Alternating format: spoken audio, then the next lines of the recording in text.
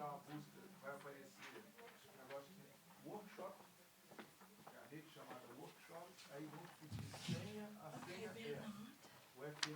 sit over there like KJ did, but I'll sit here to Yeah, start. just to start and And then then we move and then we come back for the questions. Unless, this you can, if you want, you can. unless I do it from here. But I haven't got my thing printed out, so.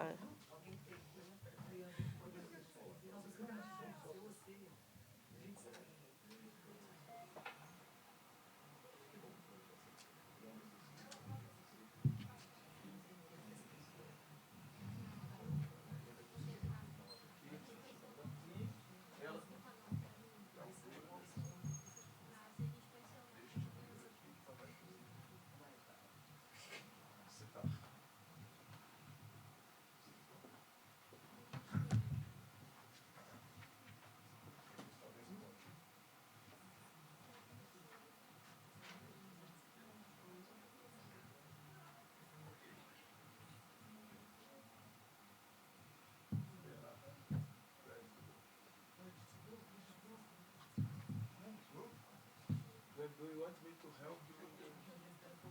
No, I'll go sit over there. If it's okay. I prefer to just look at the screen.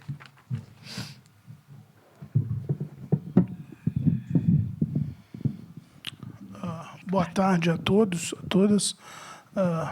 Good afternoon, everyone.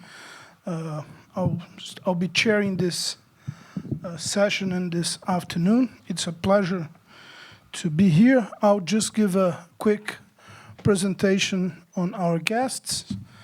First, Professor Glenda Cruz. She's Deputy Executive Director and Head of the Center for Science, Technology, and Innovation, Indicators, located with the Human Science Research Council in South Africa. And she has been working with the group coordinated by Professor Eduardo and other colleagues here for quite a long time now. They have published some books and papers together, developing national systems of innovation, university-industry interaction in the Global South, and a recent book from her, Skills, New Research Perspectives for the Future, that she'll be talking about. She's our first speaker. And then we'll hear Professor Jorge Brito, our colleague from Federal University of Fluminense in Rio de Janeiro.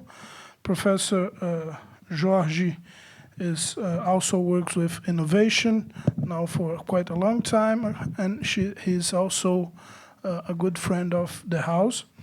And he's an economist by formation, and his PhD in economics in SPUR within innovation also. So shall we begin? Glenda, the floor is yours. Thank you, Bernard. As much time as you went to, limited to our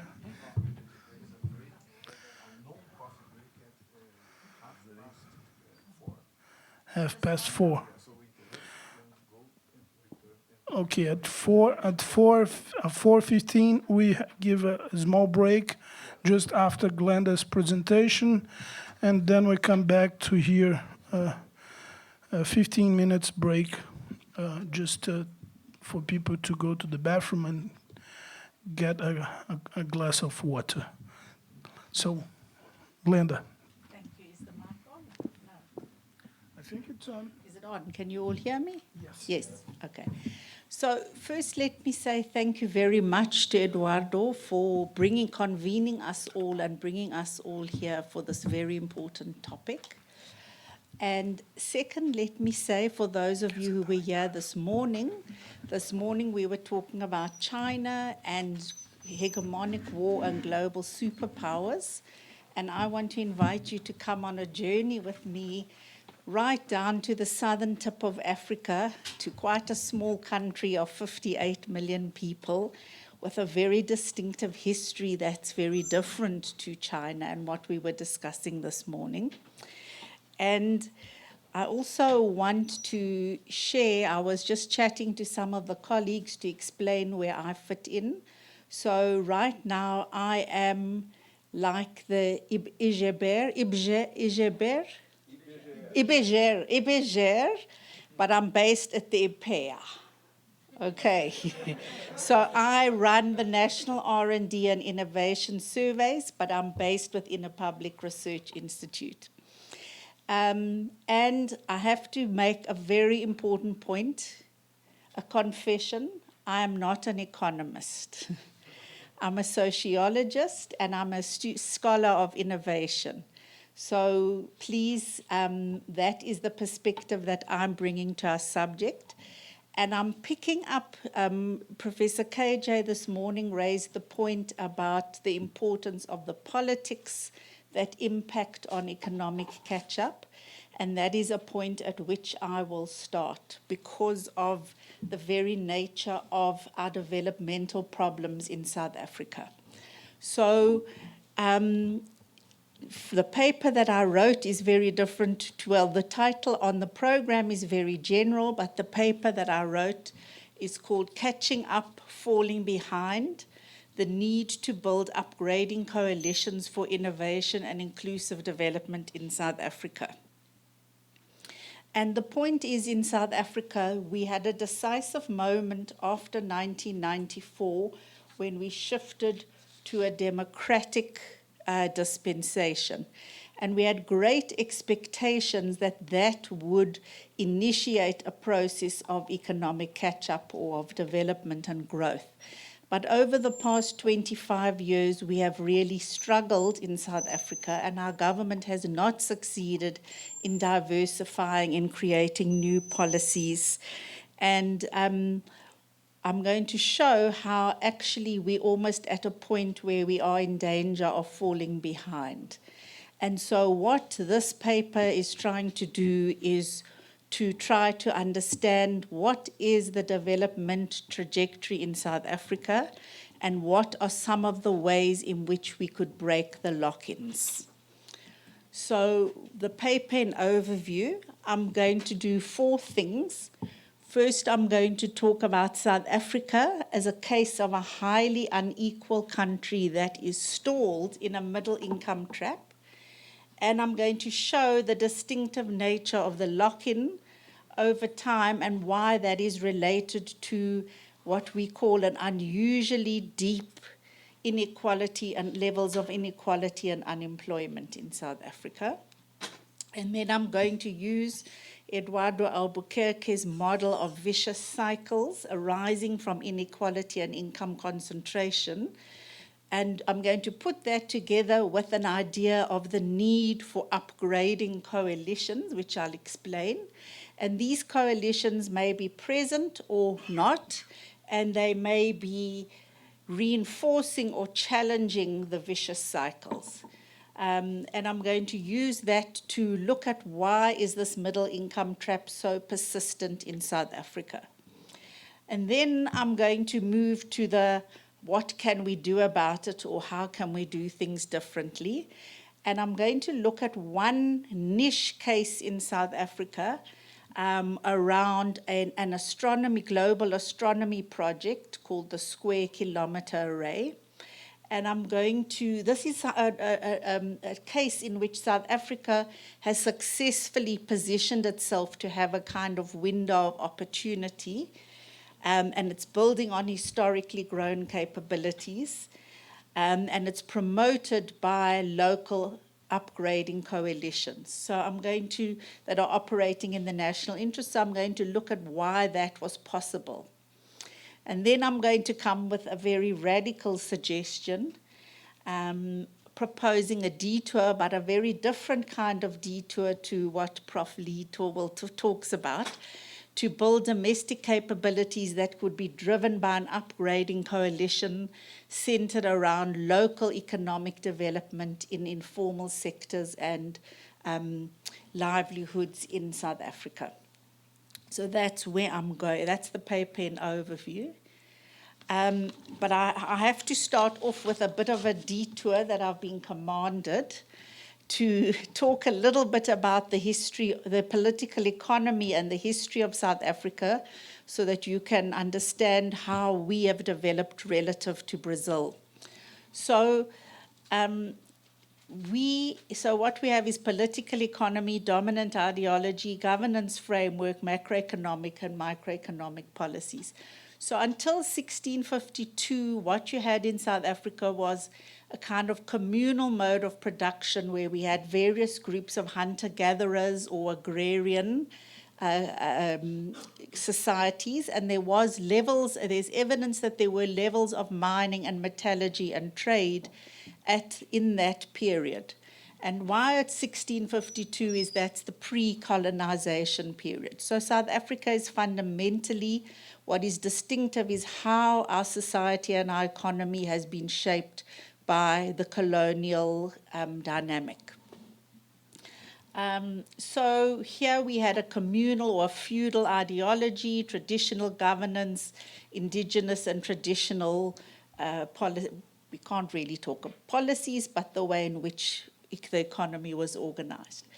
But in 1652, the Dutch colonized South Africa as a station on the route to the trade for India, and they set up market gardens and so on, and it was to be a refuelment station for the mercantile ships on their journey to India.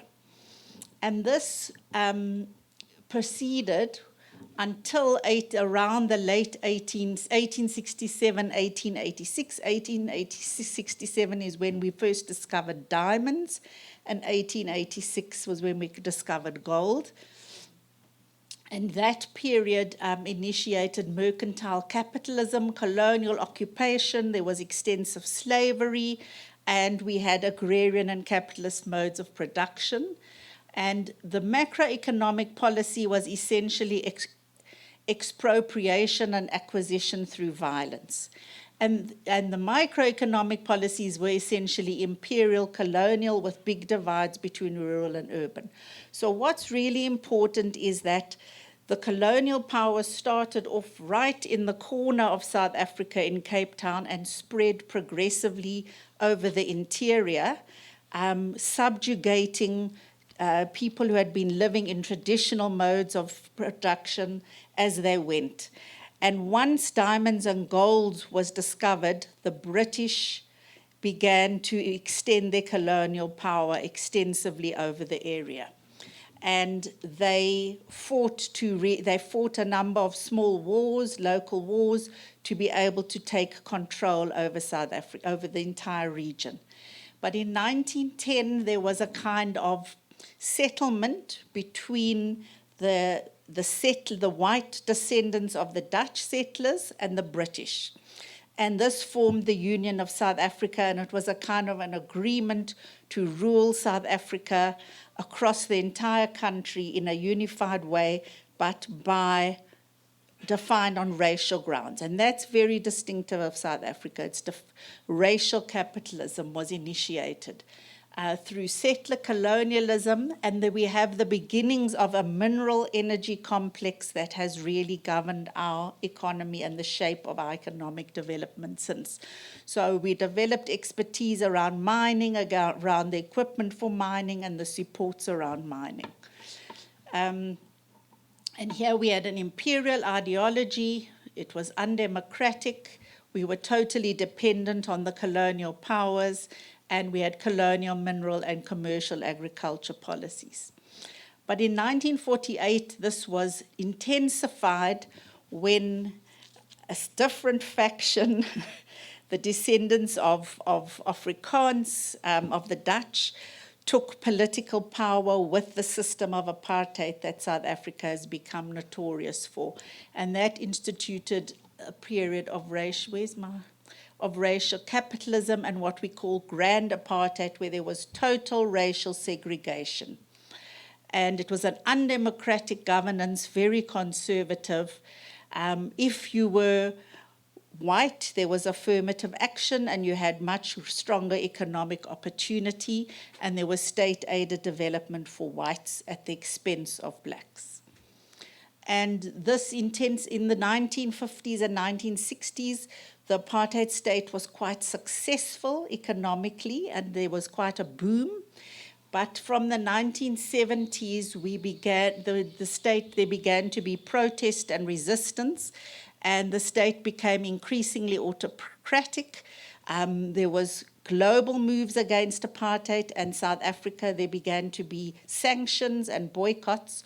So the state started to pursue a macroeconomic policy of import substitution industrialization to develop its own capacity around defense, energy, and so on and so forth. Limited in, And so we had a corporatist agreement between government and private sector that worked hand in hand.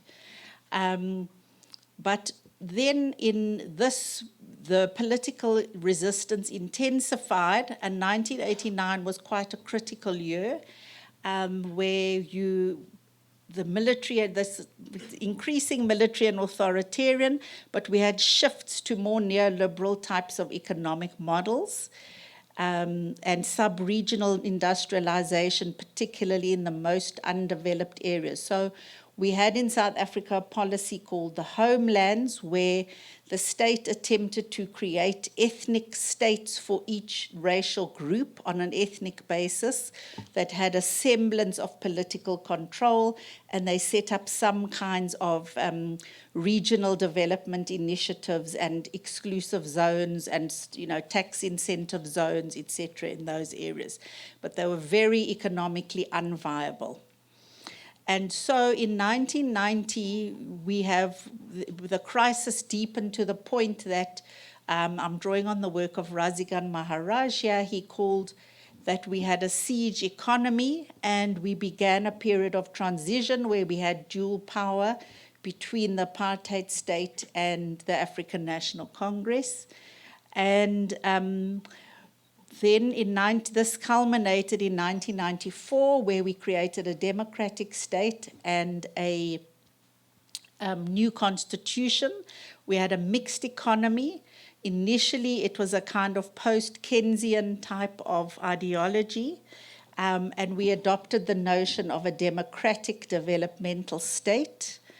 And we initiated macroeconomic policies around reconstruction and development, and our microeconomic policies became increasingly reintegrated back into the global. So that's the big picture that explains where we're coming from and why inequality is such a defining feature of our country. So the first question that I looked at then, that's by way of background, so that a lot of what I'm saying might make more sense with that as background. That was just a detour to keep Eduardo happy, because he wants us to really grapple and understand.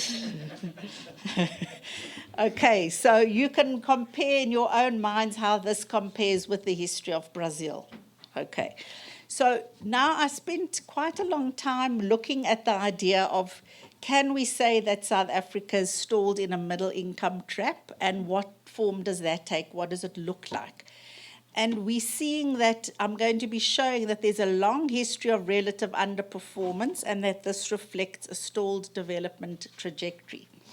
And the first distinctive point, that, as I've made the point, is that we are highly unequal dual economy.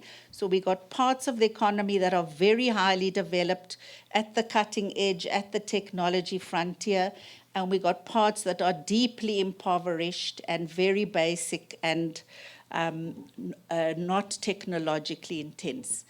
And if we've got the Gini coefficient, and South Africa is these light ones. And you can see that although we expected our Gini coefficient to decline after 1994, in fact, it has continued to increase. And South Africa has landed up being called The World's Most Unequal Country. And this is Johnny Miller had a project called Unequal Scenes, and this is an aerial photograph taken with a drone illustrating the dual economy. Literally, this is a main road highway, and this is one side privilege, and that's the other side of underdevelopment.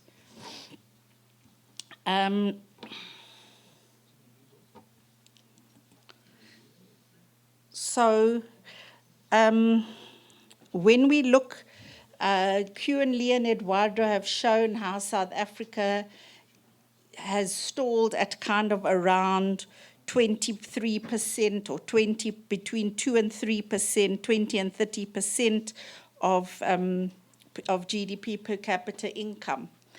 But I also looked at some work by Felipe, I don't know if anyone's familiar with it, and they rejected the notion of a middle income trap, but they rather talked about how it's possible to transition from middle income status.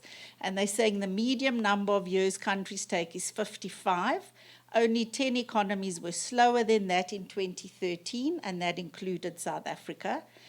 And we looked at data and showed that South Africa became a low middle income country in 1950. So that means it's been 2013, it was stalled for 64 years. And in the present, we've been stalled for 70 years. And what is evident is that the average growth rate in South Africa over the period was 1.17. And the benchmark calculations was that to make a transition, it should be closer to 2.3 per year. So we're well below that. Oops, sorry, wrong one.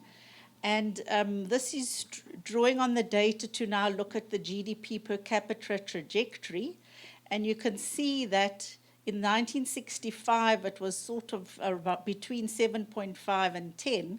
But we see some dips. So this is in the 1970s when we had political resistance. Again, in the 1980s, a severe period of political conflict. And 1990, in the time of transition, another period of political conflict, a dip.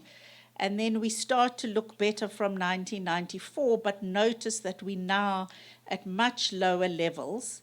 And notice from 2010 how the decline in GDP per capita. So the other point to note is that this is very protracted, because if we go back, Louise has data that goes back to 1700, and there's quite a convergence. But the other countries, Sweden, England, Australia, Brazil, Chile, South Korea, are escalating, and South Africa is staying very stalled at the bottom over a very extensive period. And if we look at the percentage growth in per capita GDP, South Africa was growing okay in the period of 1870 to 1924, and not too bad in the period of 1925 to 1950. But in the period from 1976 to 2010, it has barely grown at all. And Brazil, interestingly, in comparison, grew extensively in 1951 to 1975, and not too bad in 1976. So what we're seeing is that South Africa has a very stalled growth trajectory, and that in the present, it reflects a stalled development trajectory of a middle income development trap, but the trajectory is tending towards a further decline in GDP per capita. And if we look at current statistics, we had in the previous year, we had 0.8 growth in 2018, actual achieved. Projected GDP growth rate for 2019 is 1.3, and we will definitely not make that. And for the first time, we're starting to fall below the levels of sub-Saharan Africa, whereas previously we've been a leader, because it's projected that real GDP growth in sub-Saharan Africa will be 3.4 in 2019. And also, we've had a bit of a shock in this first quarter, because we've had a 3.2 contraction of real GDP growth. And this is accompanied, and this is where the problem comes in, that it's accompanied by a very, very high unemployment rate. We have what is called a narrow definition and a broad definition. So this is the narrow definition, which is 27.1% in the first quarter of 2019. And we have a labour force participation rate of 59.3. And most significant, in quarter one of 2019, 55% of youth between the ages of 15 and 24 were unemployed, which is a hugely significant social problem. And although graduates I'll talk a little bit more about that, but even graduates are starting to become unemployed. So then the question becomes, we are potentially at risk of falling behind, but the evidence is not there. But the urgency of breaking the lock-ins is even greater because of the impact on the citizens of our country. So the question is, how do we make transitions from a middle income trap in conditions of intense inequality? And I just want to look at some of the literature and key concepts that I've used. I'm starting off with Kuan Lee, and his model for latecomer countries to escape the development trap suggests 4 quite new things. That you should take a development path that differs from the forerunner countries. You should take a detour to reach targets faster than competitor countries. You should attempt a high-risk leapfrogging through a window of opportunity, but only if you've built up the necessary capabilities through the experience gained in the detours. So we heard more about that this morning. But the problem is that South Africa is stalled in a middle-income trap for decades. So it's very difficult to apply this developmental recipe, as it were, to our challenge. So I then went to look at the literature on middle-income traps, and the literature on middle-income traps really tells us what is a middle-income trap, how do we define it theoretically, empirically, how do we know if we're in it, how do we measure it. And so that allows us to say that South Africa is locked in, but it doesn't allow us to assess how and why we've stalled so that we can identify appropriate strategic policy choices. So to do that, I've drawn on Eduardo's work on the cycles arising because of inequality and income concentration in countries like South Africa and Brazil. So what Albuquerque found is that there are alternating periods of catching up and falling behind in Brazil, and this is driven by the intersection between global dynamics and the way the country is inserted in the global economy, and the local innovation, the local economic dynamics, and internal structural dynamics. But he's saying that inequality is at the heart of a middle-income trap. It's both shaped by it and shapes it, a cause and a consequence.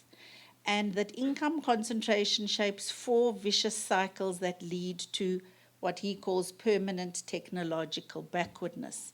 And the cycles are limitations on the growth of domestic markets and the size of consumer markets, lock-ins to natural resources and less developed industries behind the technology frontier, predatory innovation dynamics around the control and use of natural resources rather than industrial investment and innovative economic dynamics, and political tensions and crises that provoke social and economic stalemates, and these block periods of limited catching up, leading to a further falling behind.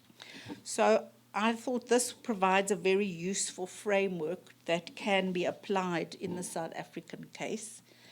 But so the policy challenge then, drawing on Albuquerque's work, is how to transform these 4 vicious cycles that cause this alternation between catching up and falling behind periods into a positive period that's a virtuous cycle to preserve the catching up process, and what are the spaces for intervention. So here, because I'm a sociologist, And because of the nature of the middle income trap in South Africa, I began to draw on the work of Dorner and Schneider, who point to the importance of having a political perspective and not only an economic perspective.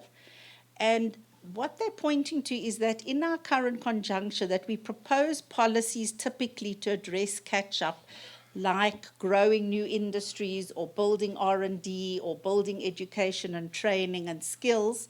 But these policies are not easy to implement. And to actually implement these policies, we need to build institutions, and we need increasingly sophisticated institutional arrangements. And as they put the question, why would self-interested political and economic elites expend scarce resources to construct the complex institutions required to implement initiatives in areas such as technical education and R&D?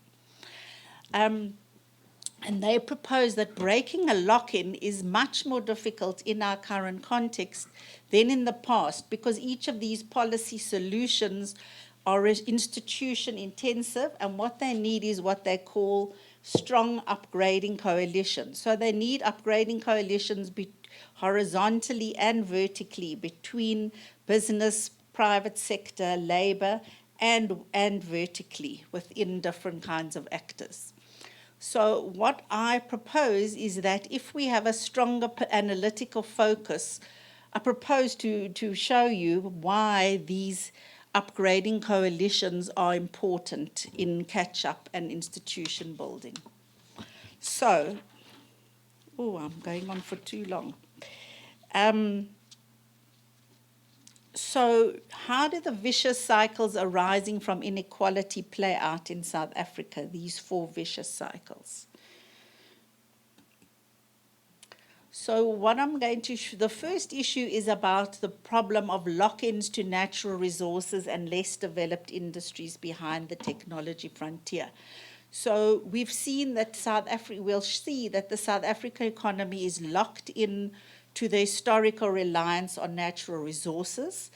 And we locked in because of a growing financialization, which takes a particular format, as one of our South African economists argued, that South Africa has essentially become a place for institutional investors to park excess liquidity. And I'll talk about that.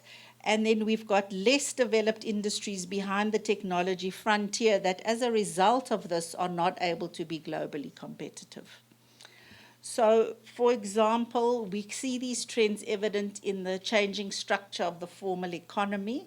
So our services sector has increased its share of GDP to 62.7 in 2015, and this is not alone in South Africa, but it's quite a strong scale. The share of mining has declined to 7.3 and manufacturing to 12.5% in 2016, and agriculture only accounts for a small 2.5% of GDP. And when we look at employment in services has grown to 71% in 2017.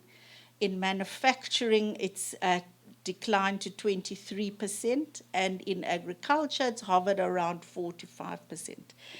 And, sorry, let me just go back. A large part of the employment in services is in the public sector. I'll talk about that in a moment. So just to look at this point of the financialization,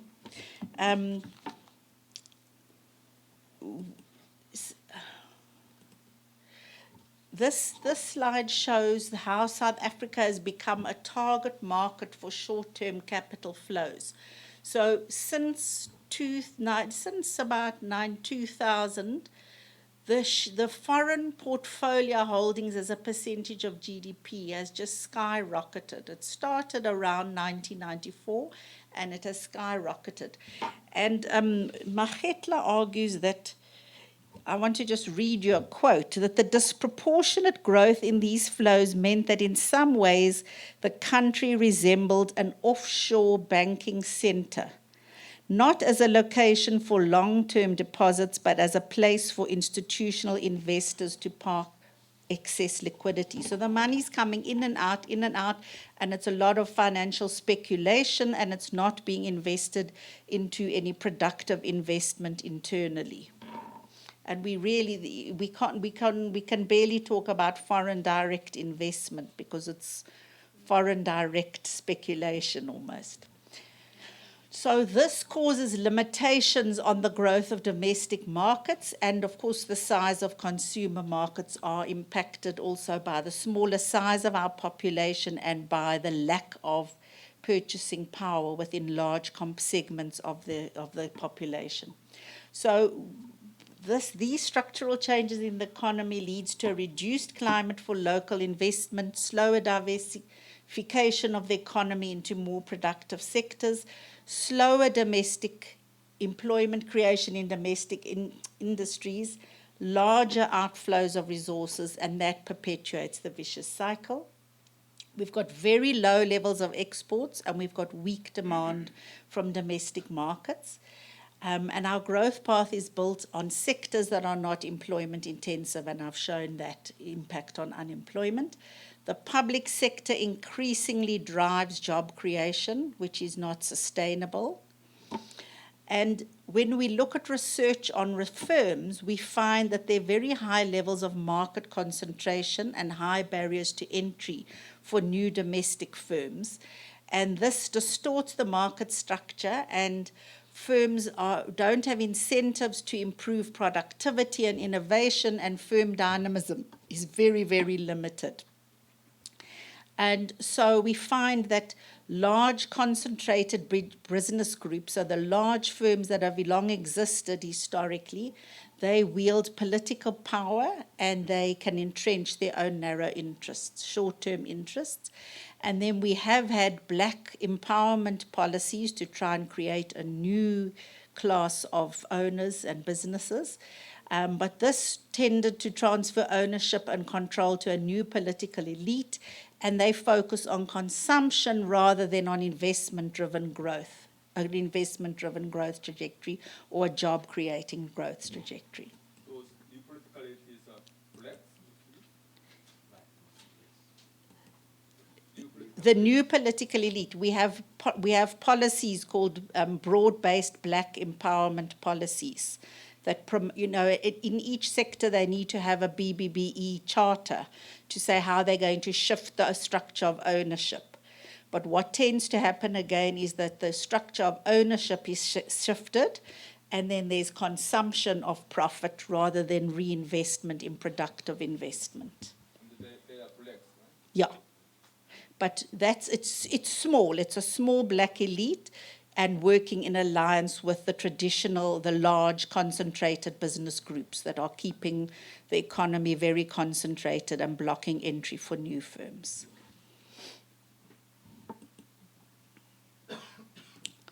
So also then the domestic market becomes very constrained by high levels of poverty and unemployment. And this is spatially concentrated. So I talked in the beginning about how the colonial powers extended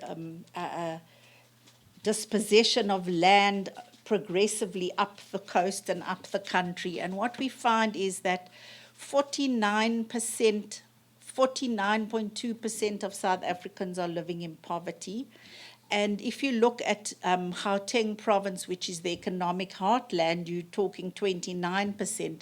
But if you're looking at some of the rural areas and the most historically disadvantaged areas, it's going up to 60% of people are living in poverty. And this is a major, major constraint on what's possible. Right. Now I've got another story. And this is about predatory innovation dynamics and what we call state capture and the hollowing out of the capacity of the state.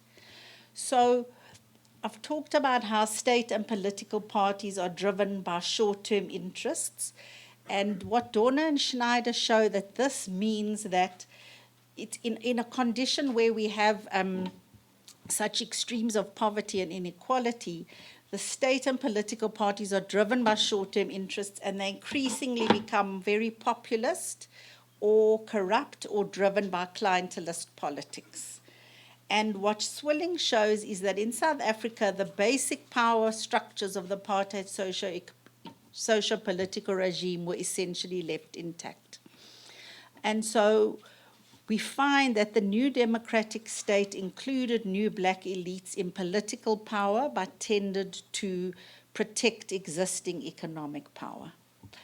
And in this context, we find that predatory economics in the form of rent-seeking by black elites that were formerly excluded from political and economic power has grown, and they're acting in their own narrow interests in coalition with existing largely white economic elites.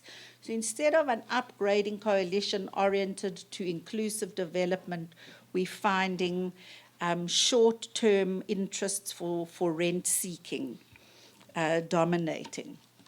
And we have had, I don't know how much people have followed what's going on in South Africa, but we have the scourge of what we call state capture. And we have the development almost of a shadow state. So this makes politics vulnerable to elite capture and clientelism, which blocks the emergence and allocation of state resources to effective upgrading coalitions. So, for example, our state-owned enterprises have been hollowed out financially through very sophisticated economic deals that is, well, it's very hard to explain it without. So, for example, our state-owned energy company for years has been buying coal from a clientelist relation company at inflated prices for inferior quality.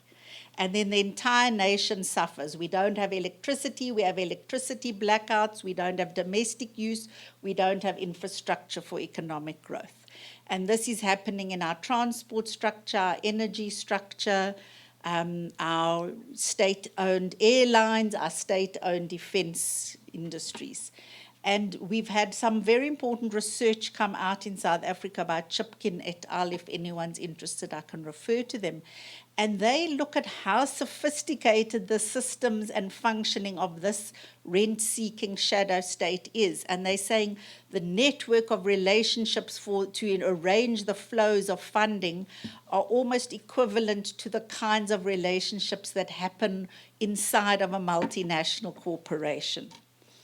But they're operating to the narrow short-term benefit of power elites.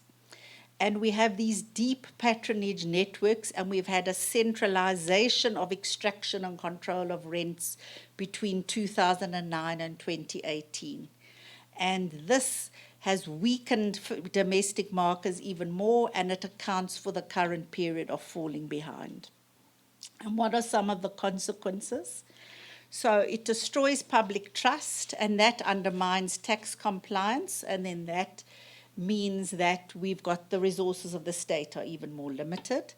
It undermines and hollows out the capacity of the state and other bodies, economic actors, to drive development agendas. It erodes confidence in the economy, so it limits foreign investment, and it leads to flights of capital and skills. And it redirects surpluses away from productive employment-generating investments and away from the need, what I call upgrading coalitions, and the policies required for innovation. So this is a major vicious cycle in South Africa.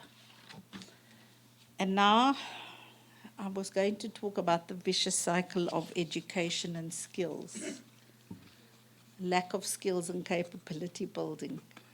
Can I have a 2-minute break?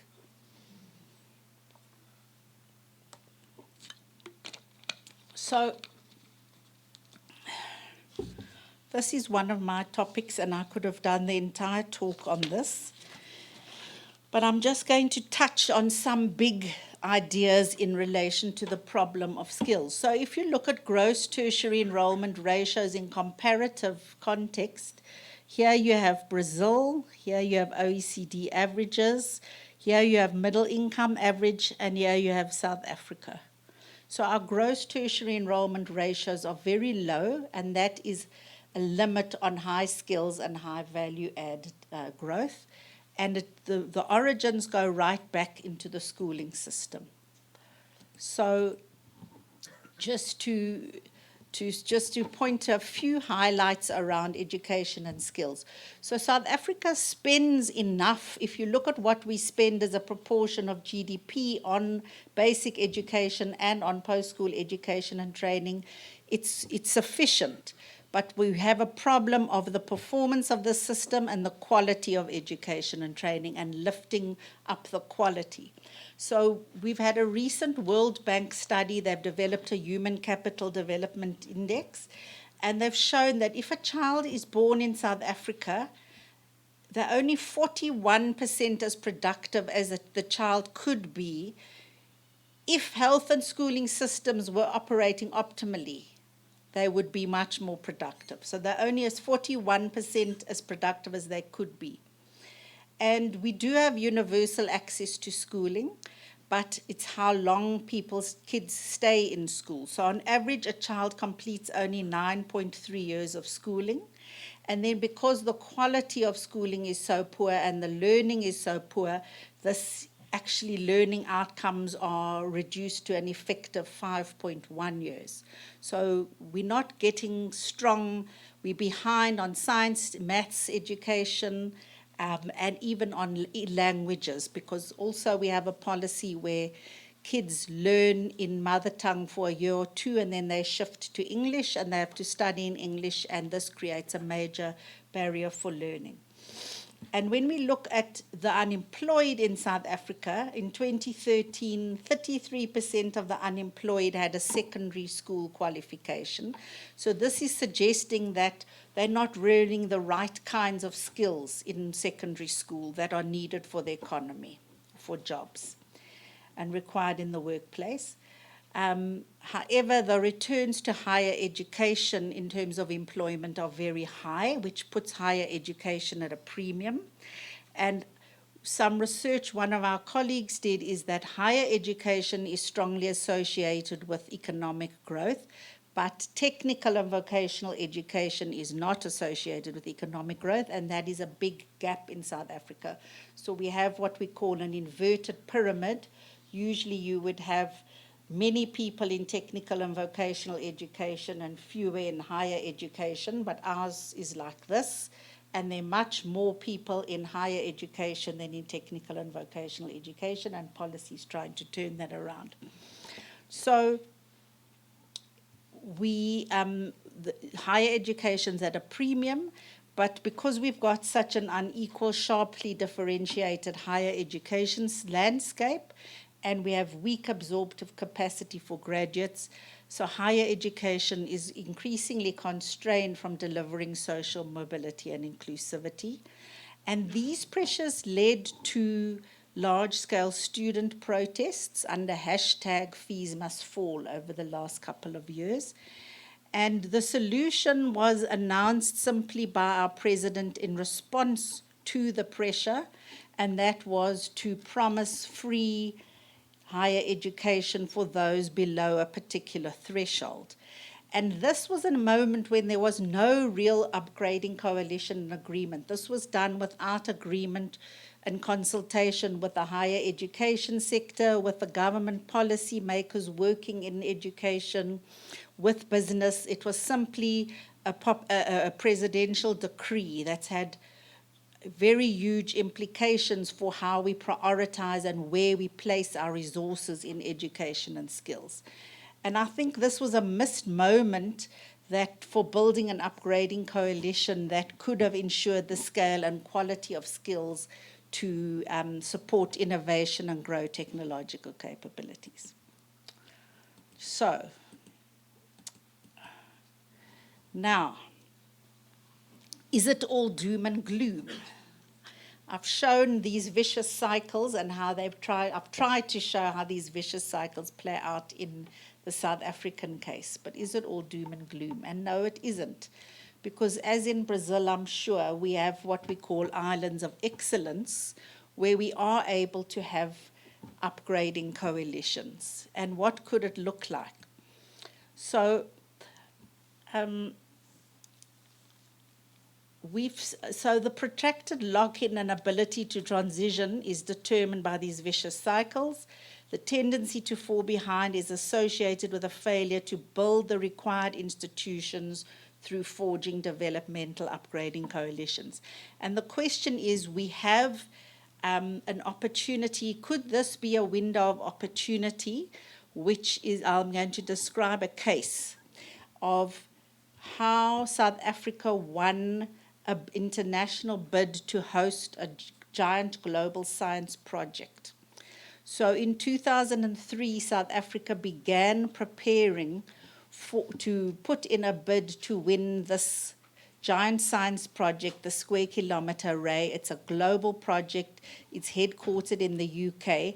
And South Africa had the geographical advantage of the space without any radio astronomy interference.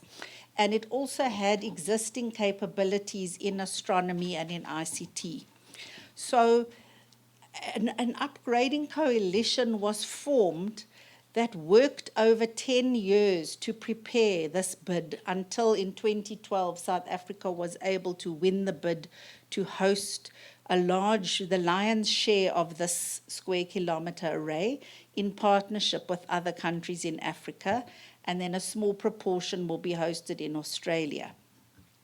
And government, higher education, private sector firms, this is a diagram of how skills were developed, capability building processes in this sectoral system of innovation. So we had universities locally, globally, firms locally, globally, government departments, intermediaries, specialized astronomy research institutes, international astronomy research institutes, and the policy framework. All of this worked together to ensure that we were preparing the skills ahead. So there was a growth in astronomy, in ICT, in the universities. Strong networks were formed between the universities and those involved in the SKA. There was growth of technological foresight through working with firms like IBM to be able to keep abreast of the technology needs, because when they started out, they didn't even know what technology they would actually need to be able to process all the data that comes from this array. And then we also had smaller projects to build smaller arrays in different parts of the country as kind of preparations and building the technology and creating that the technology kind of practicing the technology, as it were. And so this was a highly successful attempt to build an upgrading coalition and to win the bid, and we are starting to build the actual Square Kilometre Array telescope as we speak. So it illustrates, this case illustrates that if we have the political will, if we had the scientific capabilities that were built up over time, we were well inserted on favorable terms into global innovation networks, important on favorable terms. We were able to build the skills of technological foresight, and importantly, this SKA, what we studied was the way in which the central SKA organization was able to build a network and to forge an upgrading coalition, and how they were able to draw in actors across the innovation system. And so if clearly we do have the capabilities to take advantage of a window of opportunity, we can do that. But the challenge, if we have such a big science project, is it's got limited reach. It's very high tech. It demands very high level scientific skills and ICT skills. There has been a limited amount of artisanal skills and technical skills required in the build, and the networks around that have been a bit less successful, but that's still developing. But there's a limited reach in terms of creating employment and alleviating poverty. And there's also a limited reach for diffusing technological capabilities to other firms and through the economy. And we've seen that there's a potential to widen inequality. So we've done some research in the local areas in which the telescope array will be based. And there's been dynamics like farmers now have to sell their land for the array. There's contestation over who benefits. And there are potential opportunities for local production systems around it, but there's little political will developing that at this point in time.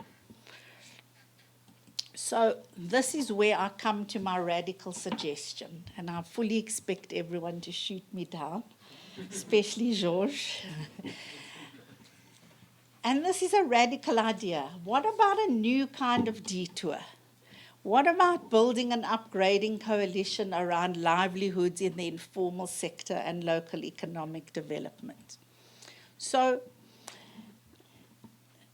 this kind of detour could directly address domestic inequality and uneven economic development and the high levels of unemployment and poverty.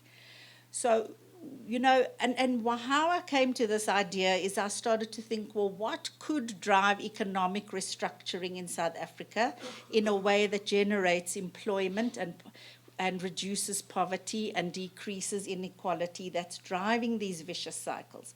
And then I started to think, well, could it be this sector? Could it be that sector? And then we come to the debates of industrial policy and how we pick winners. And it's very difficult in South Africa.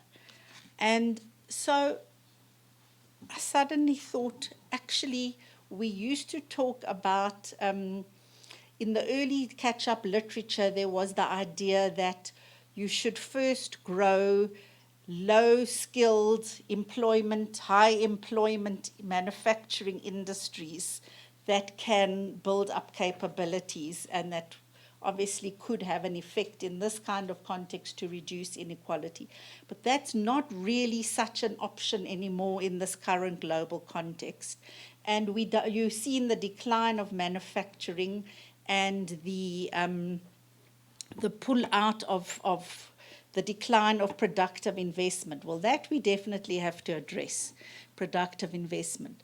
But I then had the idea, what if we made an upgrading coalition that focused on, and I'm going to read this, employment and livelihood creating investments across a wide spectrum of small and medium enterprises that can absorb large numbers of unskilled and semi-skilled workers.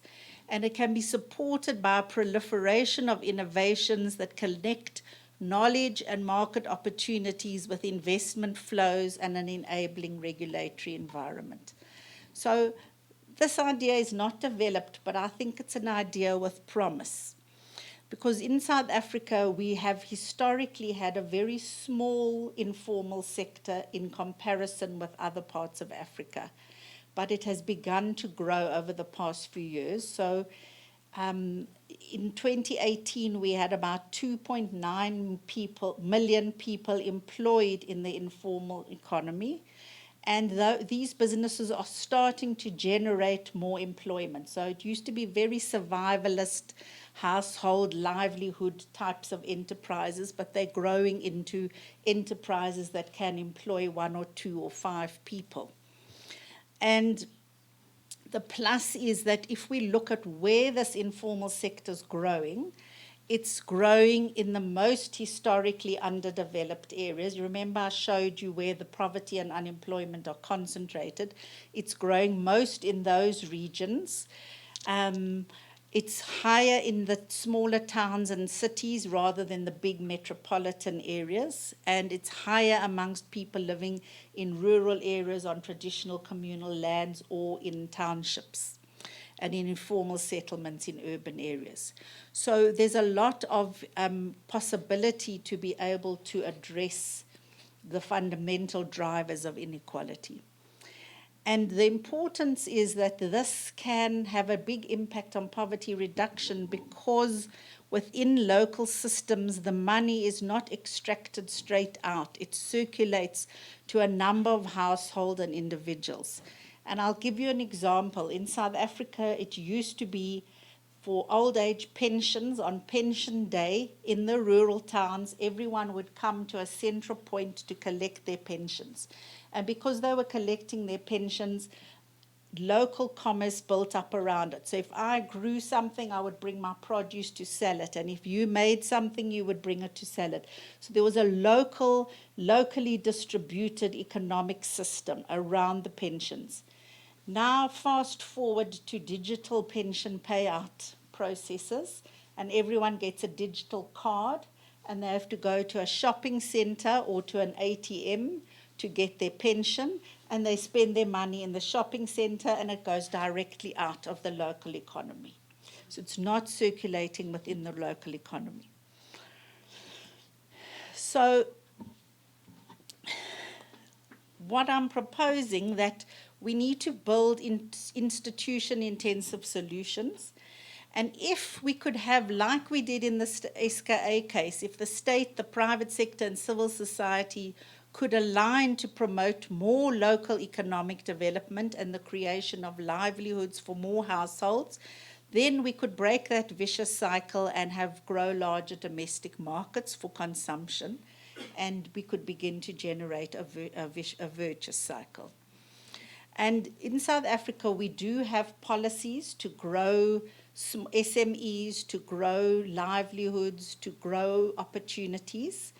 And they're across government. We even have a government department of small business development.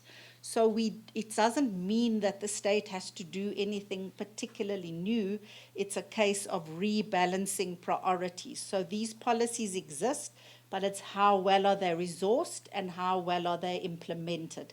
And when we go back to the idea of state capture and the weak capacity of the state, that is where the problem lies, that although the policies exist, they're not being implemented and put in place as well as they could be. But the fact that the policies are there is already halfway to be able to rebalance and reprioritize. If we had a strong upgrading coalition, we have got the policy frameworks and the instruments that could promote this. And if we had stronger institutions to support these kinds of developments, then we could have an opportunity. So my concluding remark, is exactly that. If we had the political will, the resources, the institutional and network building that was devoted to the success of frontier science examples, and we can begin to add the fascination with areas like the Fourth Industrial Revolution, which will pull energies away from this kind of detour of growing from the bottom up, growing capacity and economic circulation from the bottom up. If we could have that to build innovation in the informal economy and in relation to livelihood generations, then we may have a better chance at a new kind of detour that can promote a catch-up trajectory with economic benefits that are more equally distributed and inclusive.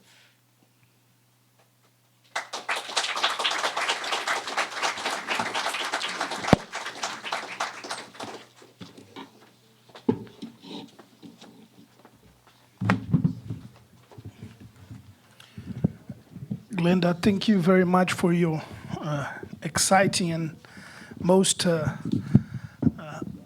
provocative presentation. I think we'll have quite a few things to talk about, but I thought you were talking about Brazil, was not?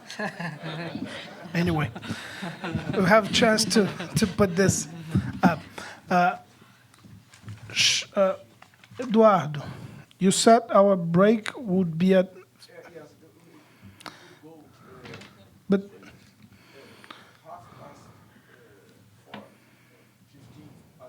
okay, so I'll give the floor to Professor Jorge Brito for him to make his comments and considerations, and then we make a quick break, and we come back for discussion.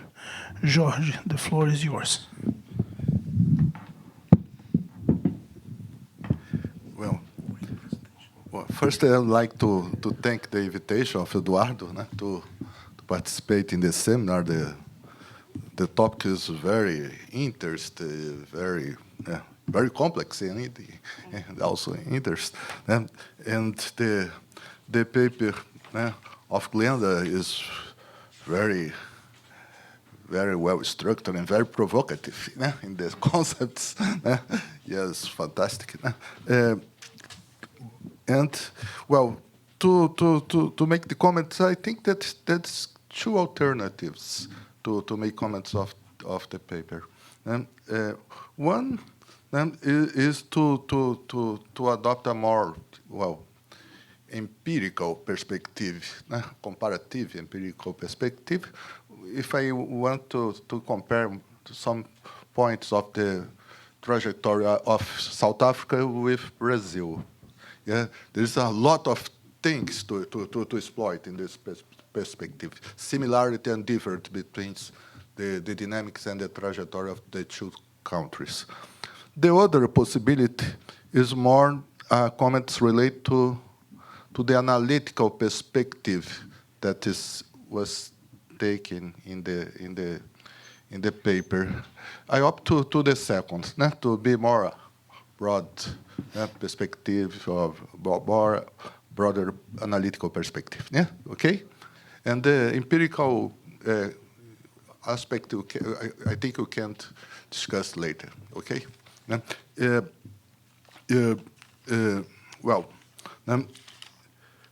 I think that a very interesting point of the paper is the analytical perspective not only limited to economic aspects of development, but also to social and political elements. I think this point is fundamental.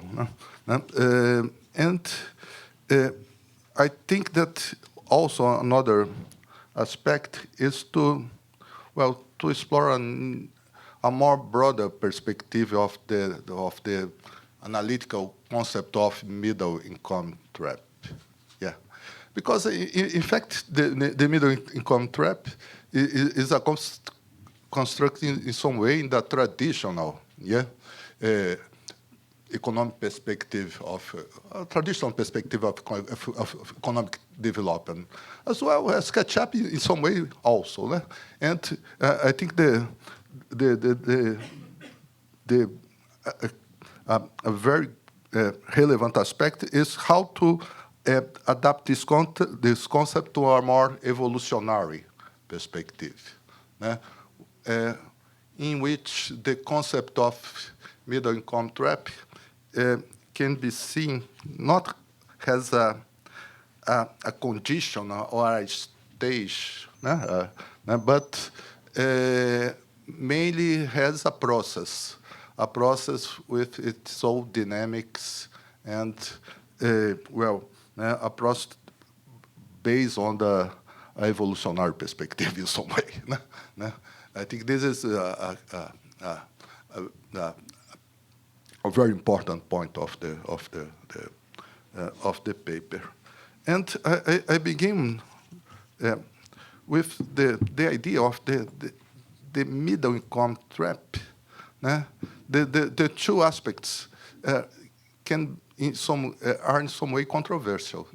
The idea of trap and the idea of middle income. Yeah, what's a trap? I think in some way the concept of middle income trap has the concept can be a trap in some way, because if you mention what is a trap, this is a first point. No? It is a process from which a country face difficulties to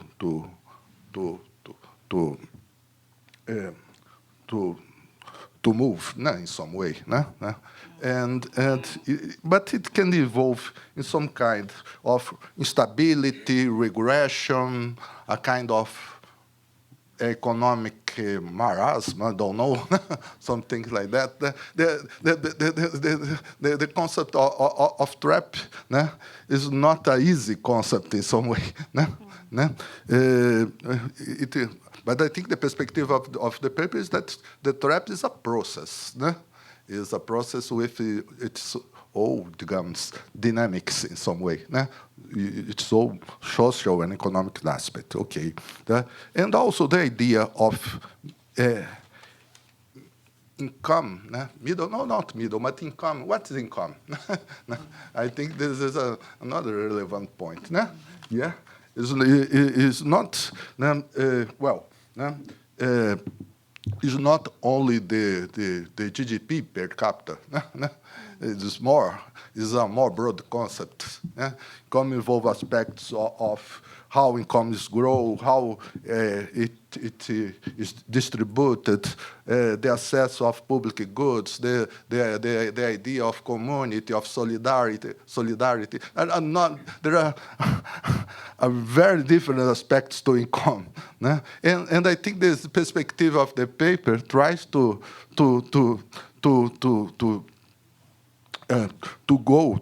analyze these aspects. I think this is a very relevant point. Yeah. Well, okay. So clearly, the paper has this broader perspective of the idea of middle income trap. Okay, it's very interesting. The second point, more in this kind of analytical perspective, is the determinants of the trap. And so I think the idea of these determinants to idea of inequality is very persuasive, is very strong. Yeah. But also inequality has different dimensions. Well, not only inequality in terms of income, but also inequalities relate to the regional structure, to the productive structure, to the political representation of the social groups, and the inequality in terms of the capabilities, skills, and also in terms of infrastructure conditions. So the idea of inequality is very broad in some way. I think this aspect is very relevant in the paper. It's not related only to income inequality. To a broader, but also to a broader perspective of inequality. So the third aspect is related to there is a trap. Inequality is a critical element of the trap, and how to escape of the trap. The idea, if you have a trap, it is supposed you try to escape. Okay, and the idea of the how you can escape the idea of the turn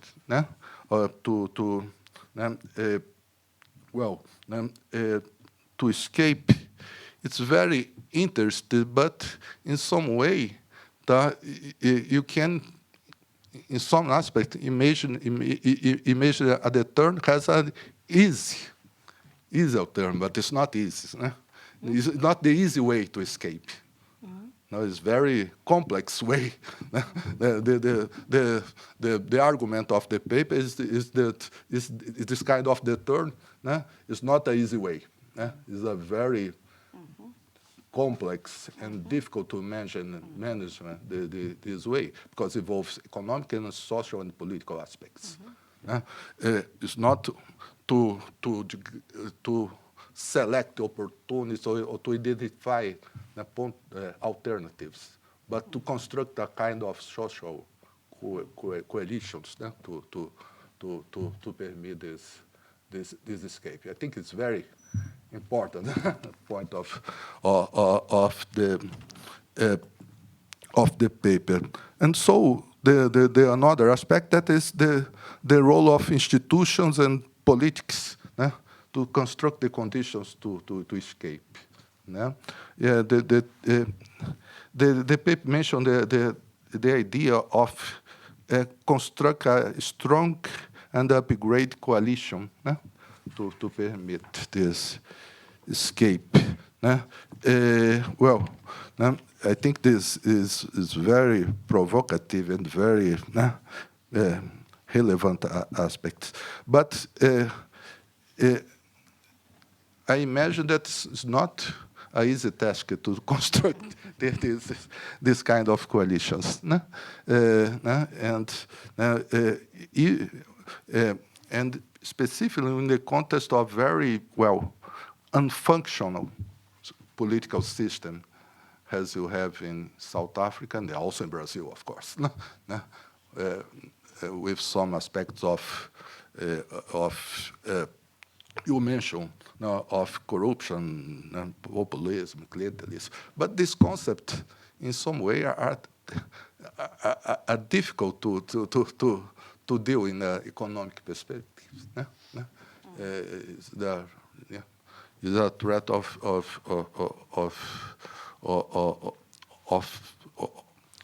to incorporate concepts that seems are related to another dimensions. The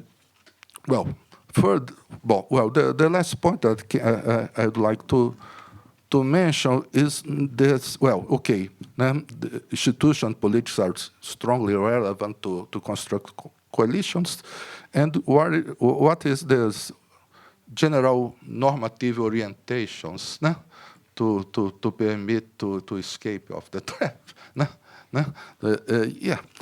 I think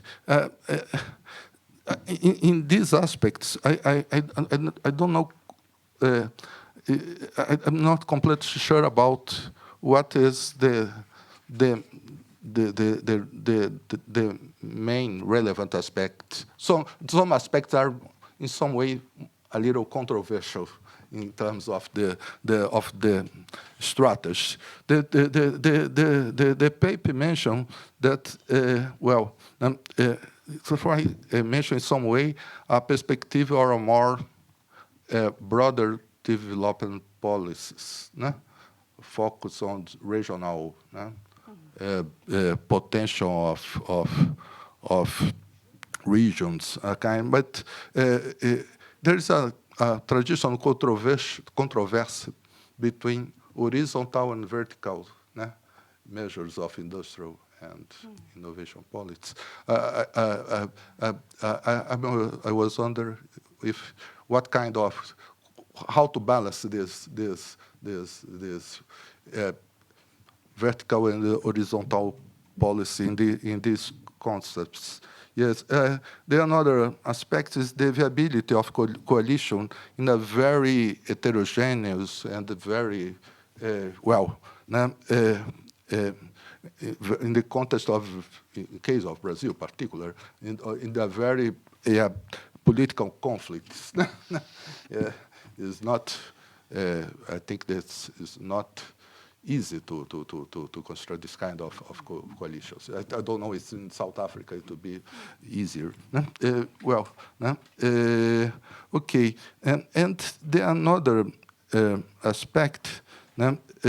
You have mentioned it in the paper, in the end of the paper, is the opportunity related to the incorporation of new technologies, new digital technologies, particularly. to in some way to incorporate new regions and new classes in this process. I think it's very interesting point to explain. Then and well, the paper don't mention in some way the elements of the geopolitical context of the country that can affect in some way this possibility of construct some kind of coalitions. Because I think South Africa is more linked to the dimensions of Asia in some way. The South Africa is more close to Asia. And so the possibilities of some kind of geopolitical integration is different from Brazil. I was wondering if it's a relevant aspect to build this kind of strategy. And yes, this point, but the other aspects related, it's very interesting about the similarities, a lot of similarities between South Africa and Brazil. It open an opportunity to comparative studies, and I think that will be very interesting point to develop in the other studies. So, well, thank you for the opportunity. It's very interesting.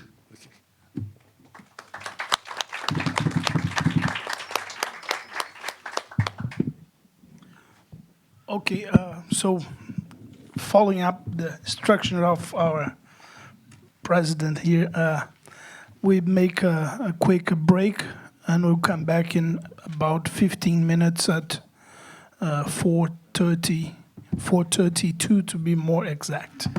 Thank you. Exact. Thank you. Like very much.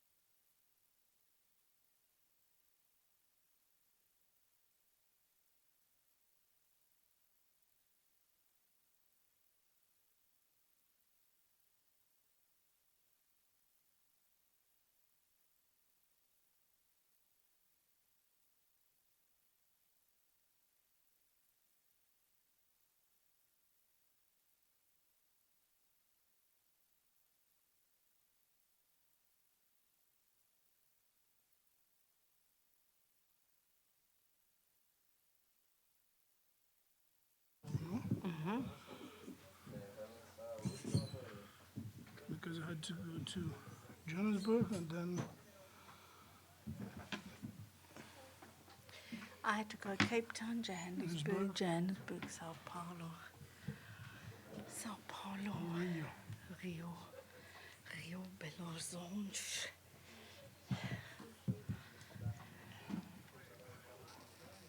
Okay. I had to respond.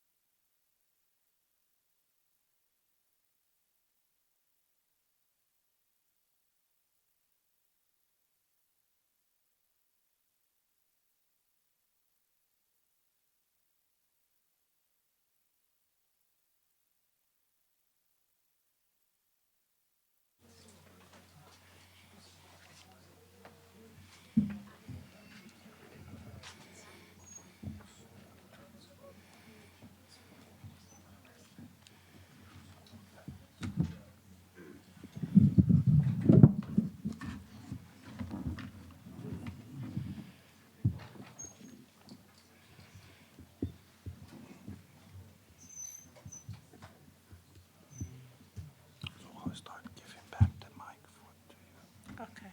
and then for you to make any consideration on Okay. this, and then I'll give it to the floor. Okay, We I'll start. be quick. Yeah. So we have more time to discuss it too.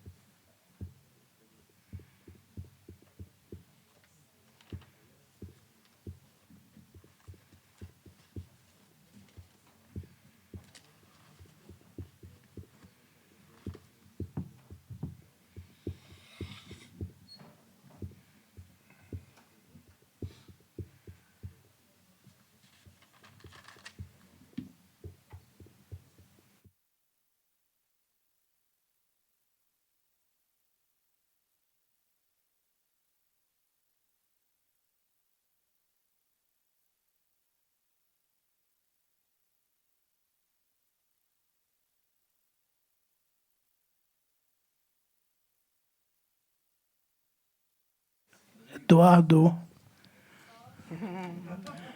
shall we?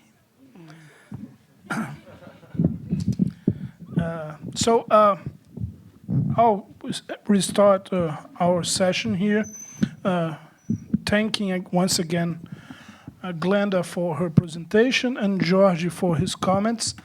I think they brought up a lot of, yes.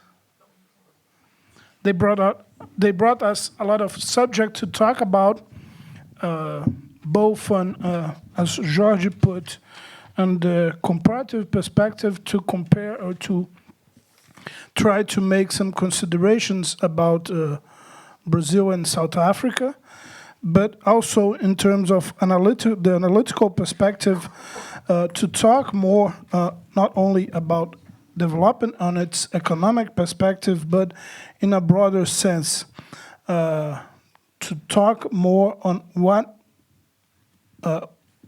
we define as income trap or middle income trap, what's the concept of income trap, the middle income trap, to talk more about inequality, income distribution.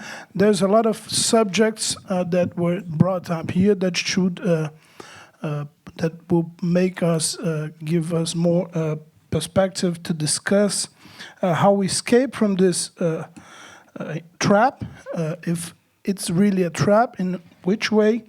Glenda's perspective is that to bring something like a detour, something quite new, to try to bring together innovation in one side and also how to take into account especially the informal side of the economy. What I was talking to her in beside here, we have a lot of to talk about and to discuss about the informal economy, how this can be an opportunity to bring something new, to think about our development, or South Africa, Brazil development, and also India, South Korea, and others, and China, in some senses. I'll give the mic back to Glenda for her to make some considerations, and then I'll open for questions and discussion, and we'll have a more freely discussion with the audience also. Glenda, please. Okay, thank you, Jose, for the comments. Yes, it is provocative. Yes, it's extremely complex. Yes, it's very controversial. But I don't want to give the impression that it's an either-or. So this is not the only detour we should be taking. I mean, we're continuing with our industrial policy. We're continuing with our high-level STI policy. We're continuing with our innovation projects. But one of the aspects that we do have in South Africa is we have a small policy around innovation for inclusive development. And this gives us the policy space and to take the kind of detour that I was talking. I forgot to mention that when I was speaking. And it's really not an either-or, because in the break I was also talking to some of the people. One of the projects we're doing right now is we have gone to the area around the SKA, and we are doing case studies of what are the possibilities for local innovation and production systems using the Red Assist methodology from Brazil to try and identify. So, for example, we're looking at how there are growing opportunities for the hospitality industry around the SKA because it's bringing people to the region, and we're trying to study those systems and how those could be deepened and grow. So that's the kinds of detour that I'm talking about. And it's about bringing along those in the informal economy and in terms of livelihoods. And then I just wanted to pick up one more idea that Jorge emphasized, which is about the opportunities to incorporate new digital technologies.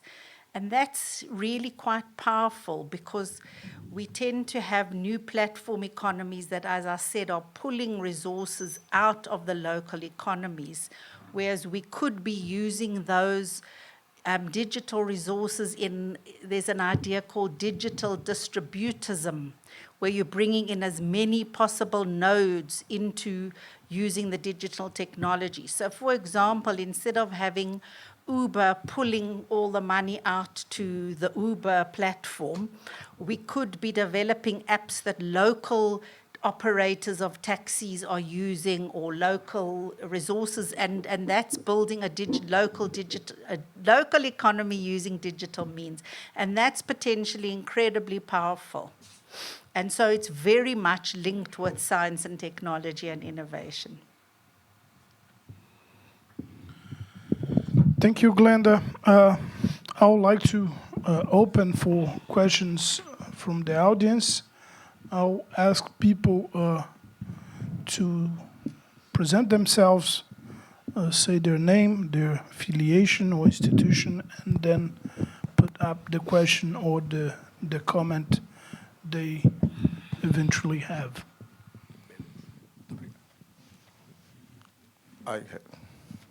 Okay. Okay, so may I? Yes. It's my turn. I would like to first congratulate Glenda for the excellent presentation. Our presentations are all very, very, very good.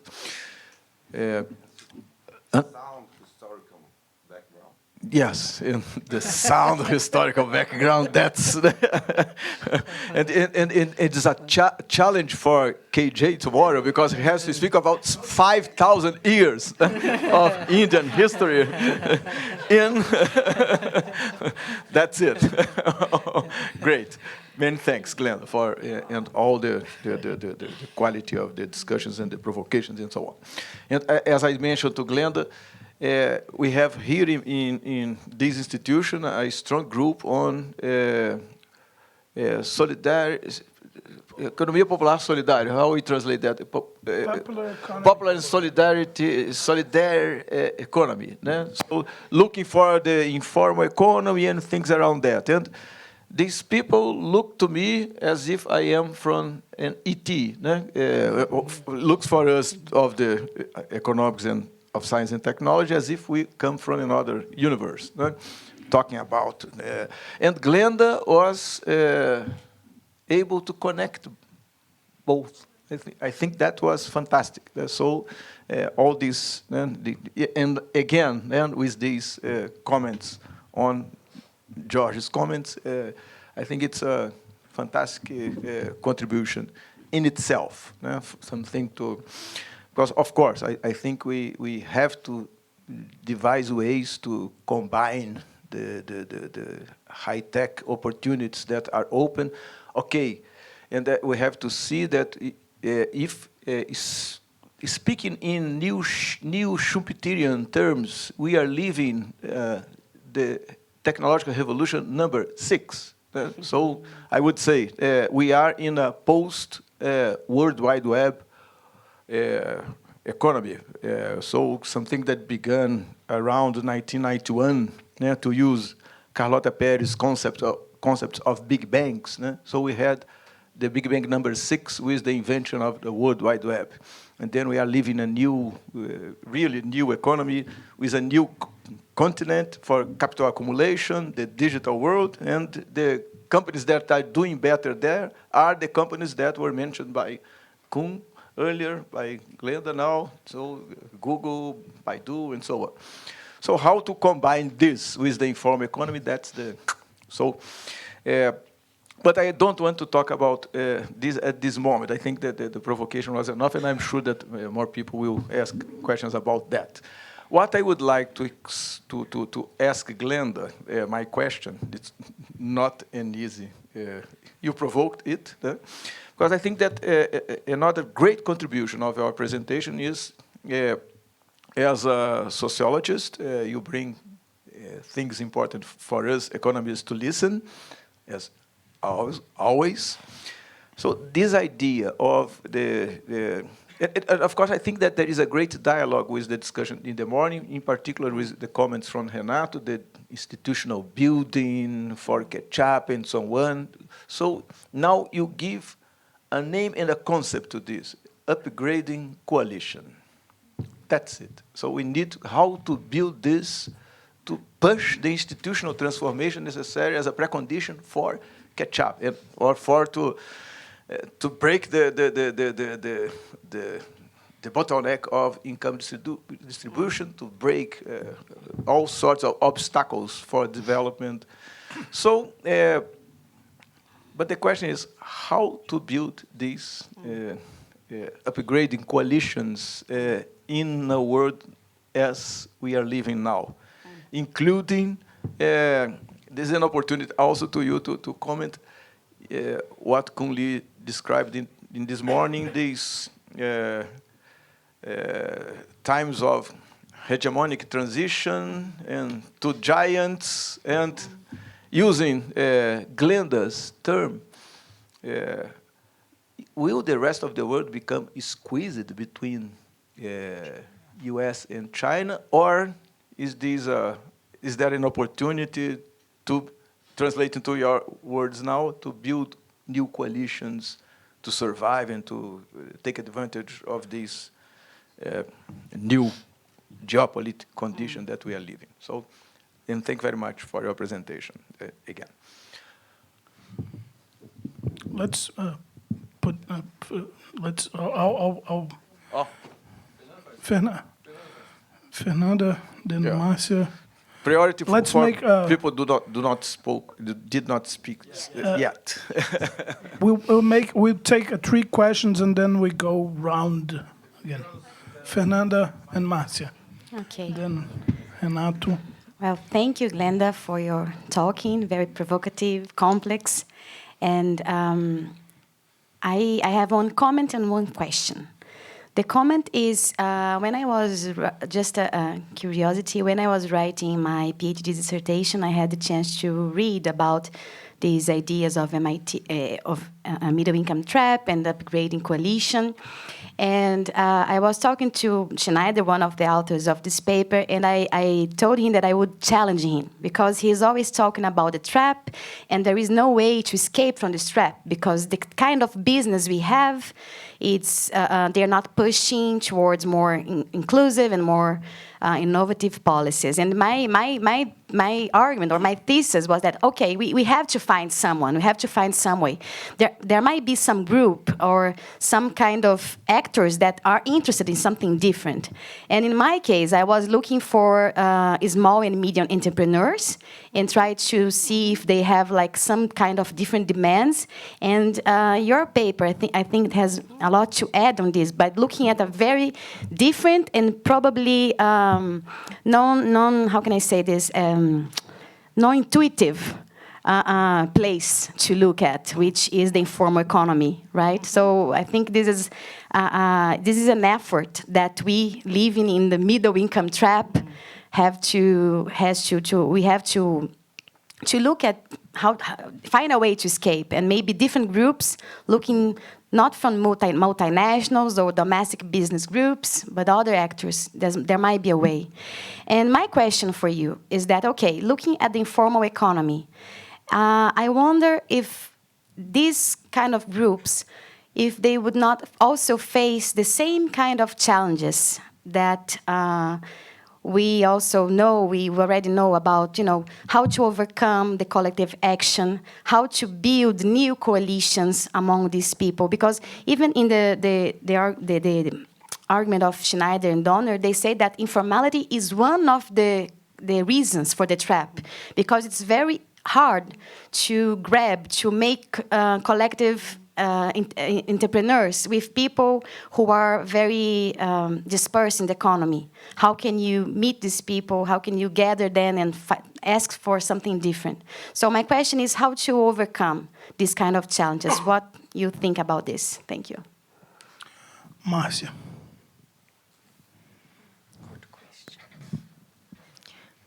Thank you, Glenda, for the very interesting talk. I would like you to talk a little bit more about your airplane accident case, how it initiates, how was the institutional setup, how was a little bit of the history of this case of success.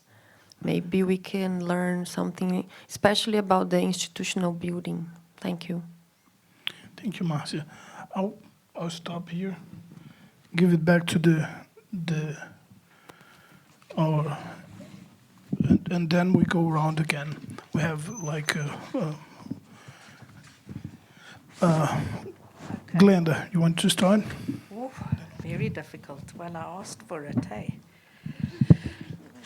Okay, so this idea of the upgrading coalition, it is a difficult one because the starting point is that Dorner and Schneider are saying that it's more difficult to catch up in our present conditions because we have to have such complex institution building and because we need to build these coalitions. And then I'm moving down the line to now say, okay, the answer is build the upgrading coalition. So it could be a little bit of a circular argument. But my hunch is that unless we learn to build these upgrading coalitions and build institutions, we are not going to be able to move forward. So then the question becomes, how do we do that? And then it becomes very complex because you need to understand your conditions, economic, political, social, and policy context. So the policy context is, I think, something that is quite a strong determinant, because I think in a context where you have got an anti-science and technology policy, it's very much more difficult than in a context where you've got a science and technology policy that on paper at least is oriented to inclusive and sustainable development. So we've just created a new white paper in 2019, and it's updating from 1996 was the previous white paper on science, technology, and innovation. And it's at the core, it's saying we need a transformative system of innovation, and we need to be promoting inclusive and sustainable development through science, technology, and innovation. So without that, it's very hard to get to the starting blocks, I think. I think it's a very difficult situation where a lot of the positive work, STI policy work, is being clawed back and cuts and so on. So that's the one thing. The other is that don't the informal economy face the same kinds of challenges around, and if informality is a reason for the trap, how do you overcome these challenges? And again, I think the answer lies in this idea of local innovation and production systems. So unless we think systemically and look what's missing and what would be needed to take it forward. And we've been working with informal entrepreneurs, and they have rich knowledge, they have rich innovation, and they know what they're doing. And the interest in South Africa, we find a lot of passivity and people sitting and saying, the state must provide, government must fund us to do this, government must fund us to do that. But these informal entrepreneurs that we're working with are going out and they are reflecting and they are innovating and they are making changes to improve what they're doing, to be able to grow their businesses, as small scale as they are. So I think that if we could have some policy incentives and some more effective support, and particularly we're talking about aligned support and coordinated support. So for example, we have a Department of Small Business Development, and we have a Department of Local Government, and we have a Department of Science and Technology. And we've studied, they've all got policies. Okay, and some of the policies are oriented to local development or to development, inclusive development, and some are oriented to innovation. So the trick is how you coordinate those to put them together.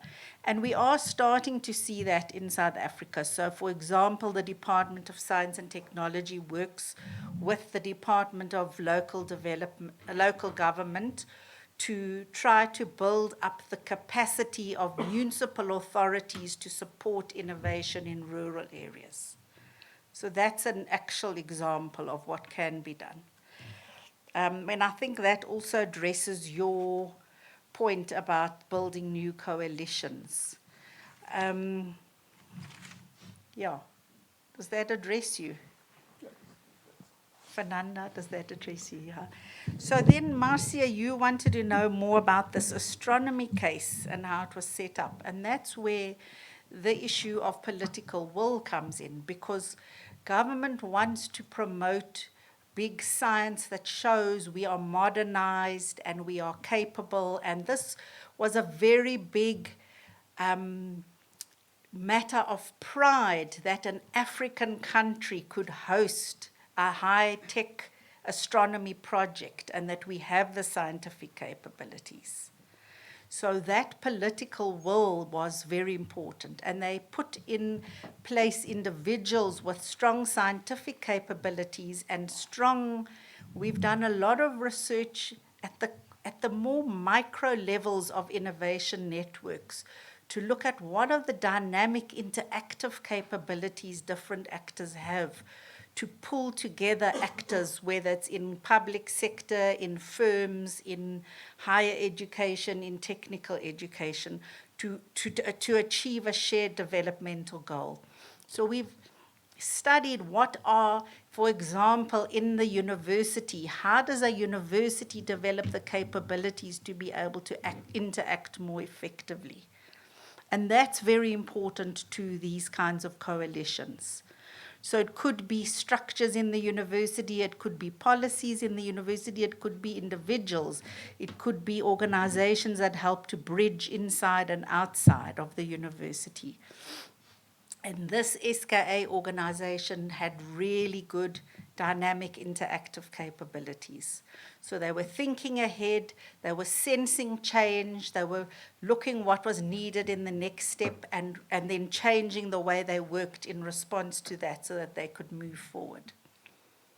And they were getting that right in relation to the science and how the high level technology and the science. When it came to working on the ground, they don't get it as right. But then there is space for them to work in coalitions and partner with organizations on the ground that have got it more right and that can work with them. And that's the kind of thing we're trying to promote. Does that address that one? George, want to make some comments? Just one. Yeah, I was wondering if the concept of upgrade coalition involves a progressive movement of, in some way, learning, and to progressive learning about how to improve the activities and how to share experience among people, among local communities, and so on. And I was wondering, what's the role of young people connect to networks through digital technology to improve this kind of, learning or this kind of share experience, if it is important, or if this is possible to improve this kind of interactions. Let's go round once again. I think we had at least two, GK, Conley, and Renato, whatever. Who wants to go first? I think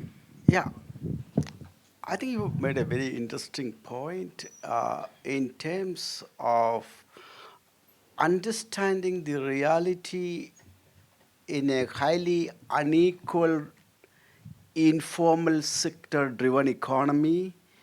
What could be the possible way out? You are talking about coalition building.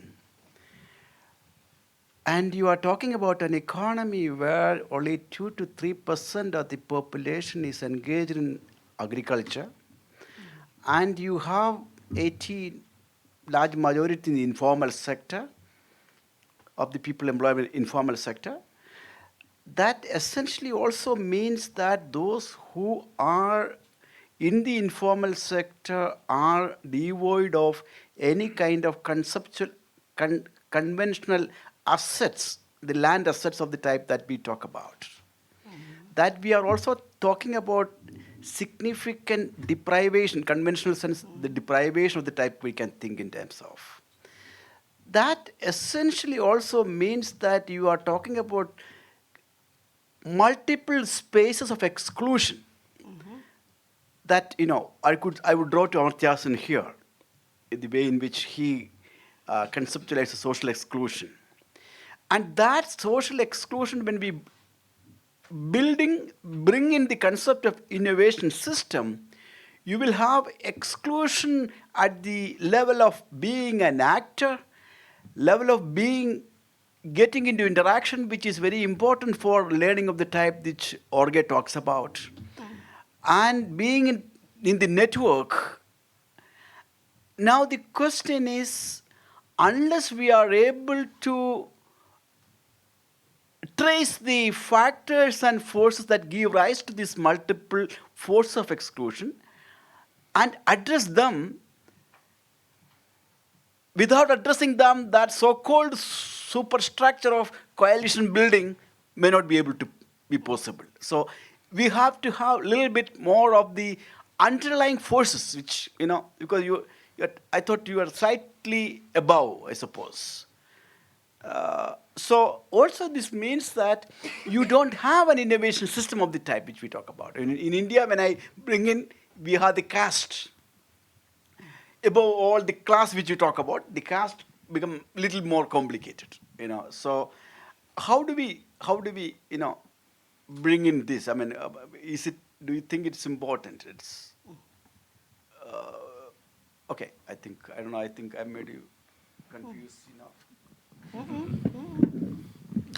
For me, I'd like to discuss issue of the financialization. You mentioned, show the graph, but I noticed interestingly, the trend of financialization increased sharply in 1994, which is end of apartheid.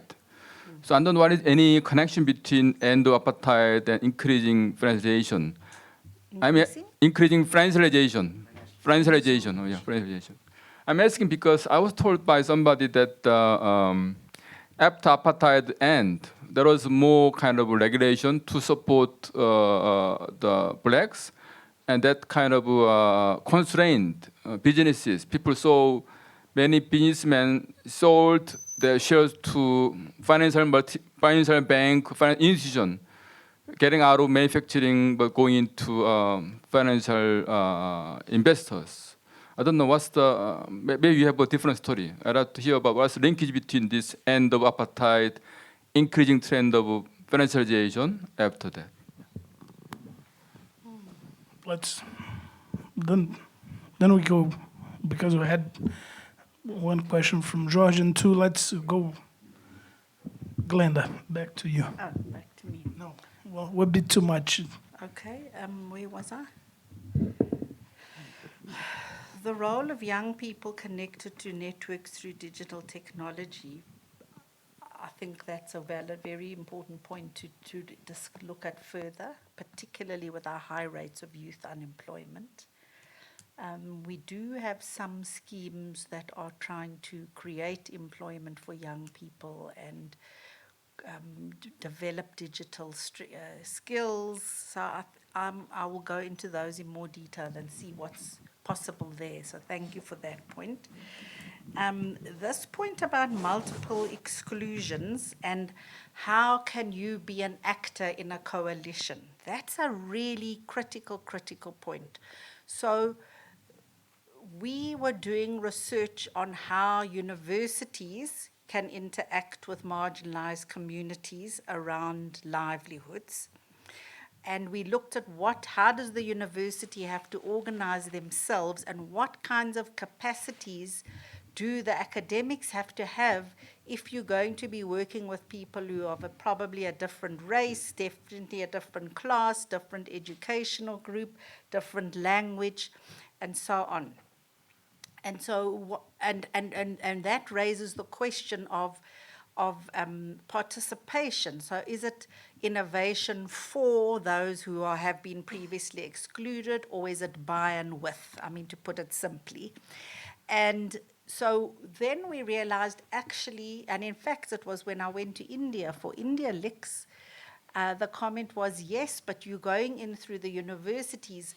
What about understanding the conditions on the ground amongst the excluded communities? So we currently in the process of a project that is trying to look at how do informal entrepreneurs working in in township areas, how do they develop the capacities to be able to draw on the resources of a university who's putting a kind of hub or incubator or small business support system in that community? So how are people able to develop? It's very micro level work.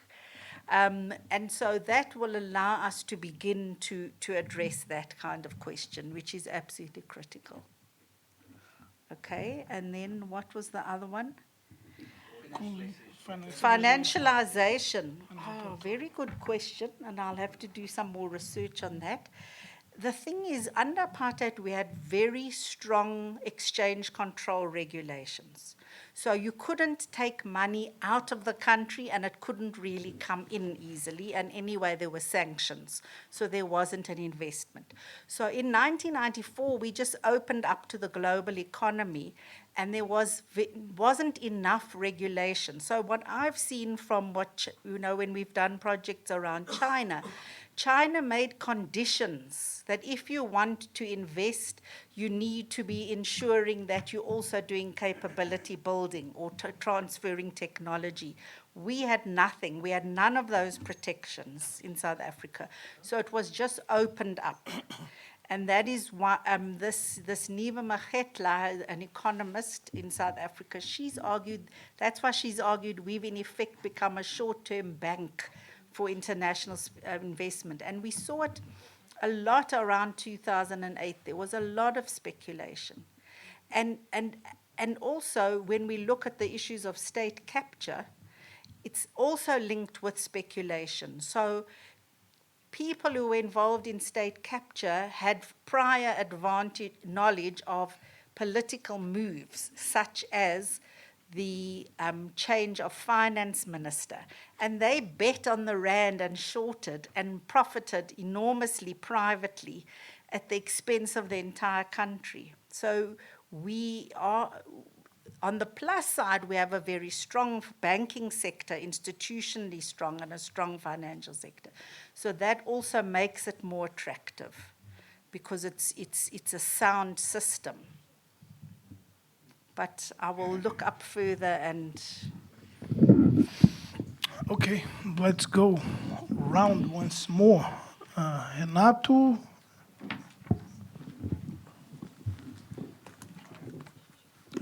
Hello. Thank you, Glenda, for your presentation.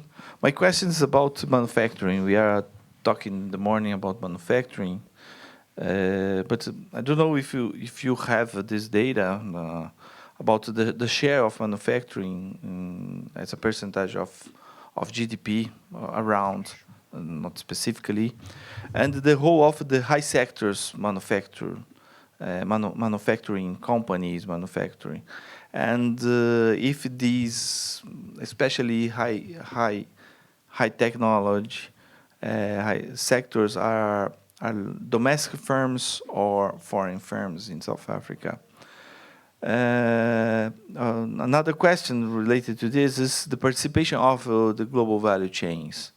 If in case of South Africa, the participation of value chains appears as a condition for the upgrading, and well, that's, I think, a lot of things.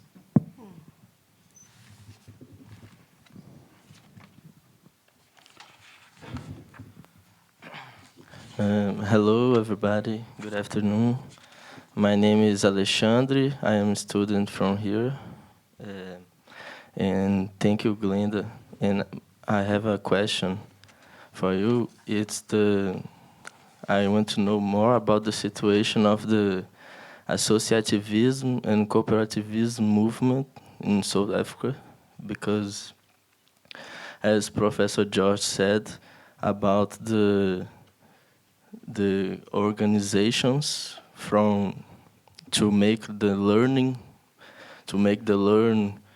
learning flows and progressive, to create something that has sustained in time. And I think the way that the associativism and cooperativism works it's special for learning, and I want to know more about the situation in South Africa. Thank you. One more. Thanks very much for that, Glenda. I've got two relatively small questions.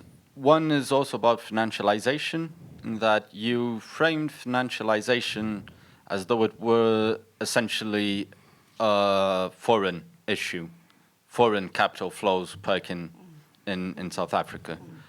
I don't know if I got you wrong on that or not, but there's a lot of research showing how domestic firms in South Africa have been holding very high volumes of liquidity and not investing. Correct. And so on. So you could talk a bit about that. And the second point is about the informal economy. And in Latin America, at least, the informal economy is very much dependent on urban space, on there being circulation in urban space for people to buy and sell and conduct activities. And I've had the impression when going to South Africa that the spatial segregation of apartheid prevented that from happening. You had a very segregated space that did not provide conditions for a growing informal urban economy. You know, particularly in Johannesburg, I felt like that was the case. You had high unemployment but low informality. There was no space for informality to thrive. Mm-hmm. How is informality growing? What is the drive for it now? Is it a different kind of informal economy than the one we see here, or how do you see this going forward? Thank you.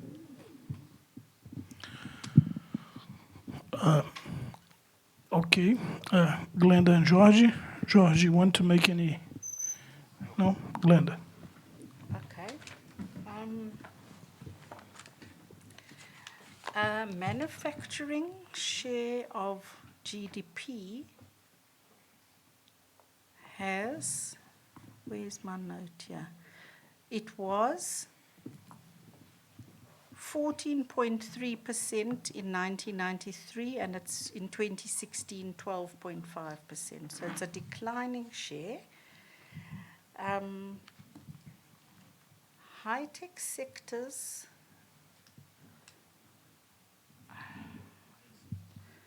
you know, I haven't studied that for a long time, so I'm a bit dated. But I don't think we have been incorporated into global value chains on very favorable terms. And I don't think it's a strong route for upgrading in South Africa. So, for example, we did work previously around the automotive sector. And we do have OEMs in South Africa, and we do have quite a strong tier one supplier level. And we do have strong national incentives in industrial policy to support the automotive sector. But I'm quite critical of it because it hasn't, in the past, it hasn't strongly included a skills development and skills transfer dimension. And it hasn't really moved beyond the tier one sectors, for example, are increasingly being bought out by MNCs. And it hasn't really taken advantage of how it could develop tier two and tier three suppliers. So although it's key in industrial policy, it hasn't really. We do have quite a strong Department of Trade and Industry, and it is promoting domestic industries. And we do, our science and technology policy is promoting high-tech manufacturing. And we do have, for example, a national program for technology localization. It's quite recent, so I don't know how well it's working, but I know it's there. And we do have science-driven high-tech sectors, like there's a lot of work done around the use of hydrogen cells, for example. We had some experimentation with electric cars, and so on and so forth. So it is there, but I didn't focus on it for today. It is there. the situation of cooperativism and associativism, we're going to have, I'm not exactly sure what you're referring to, and it sounds like it's something that I could learn about from the Brazilian case. I'm not familiar with those terms. If it's, we do have policy to promote cooperatives. Again, I need to go into detail. I'm not sure how much it promotes learning. Yeah, I'm not sure that those kinds of policies are being successfully implemented on the ground and that there is sufficient participation and sufficient learning taking place on the ground. And I think those are an example where it can be just plugging into state incentives to cooperatives without depth of learning. So some of the case studies we've done around cooperatives in the rural areas around cattle, for example, show that there isn't really the learning taking place. And that is also related, going back to the depth of the colonial dispossession and the depth of exclusion, and the depth of inequality. That makes it quite difficult, which is the point KJ is talking about. So I'll be interested to chat to you about some of that literature in the Brazilian case. And yes, you're quite right, Pedro. Domestic firms have high levels of liquidity, and they equally don't want to invest in productive investment. I can refer you to a very interesting paper we've just got a new data set that's been released on tax data, linking tax data of firms. So that allows us to study how firms are being formed and where their productivity is coming from, and this lack of innovation, and how difficult it is to enter, the barriers to entry. And large firms are the ones who are persisting, but they're not creating new employment. And employment's being created far more in SMME. So that's a very interesting paper I can share. The informal economy you wouldn't have seen it's not as big in South Africa as is in other parts of Africa. So I'm meant to say, KJ said something about an informal sector-driven economy. We are not an informal sector-driven economy. We are a very formal economy. And the informal sector has historically been quite small and has been difficult to grow, partly because of apartheid and political laws and not being able to be in cities and so on. But what I did show is that where it is growing outside of the urban, most developed economic centers. So it's growing more in rural areas, which are in some cases not really rural anymore. They're peri-urban. So they're peri-urban or peri-rural, whichever way you want to put the emphasis.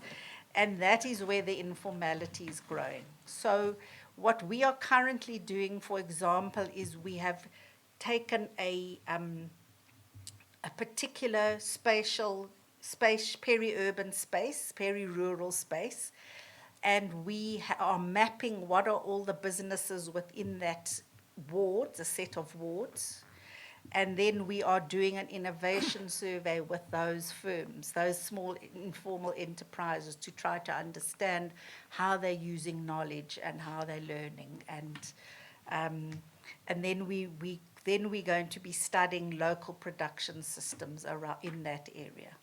So, and in that way, we're trying to build up more of a knowledge base, so that if you do that in multiple places, you can have more of a knowledge base on the drivers.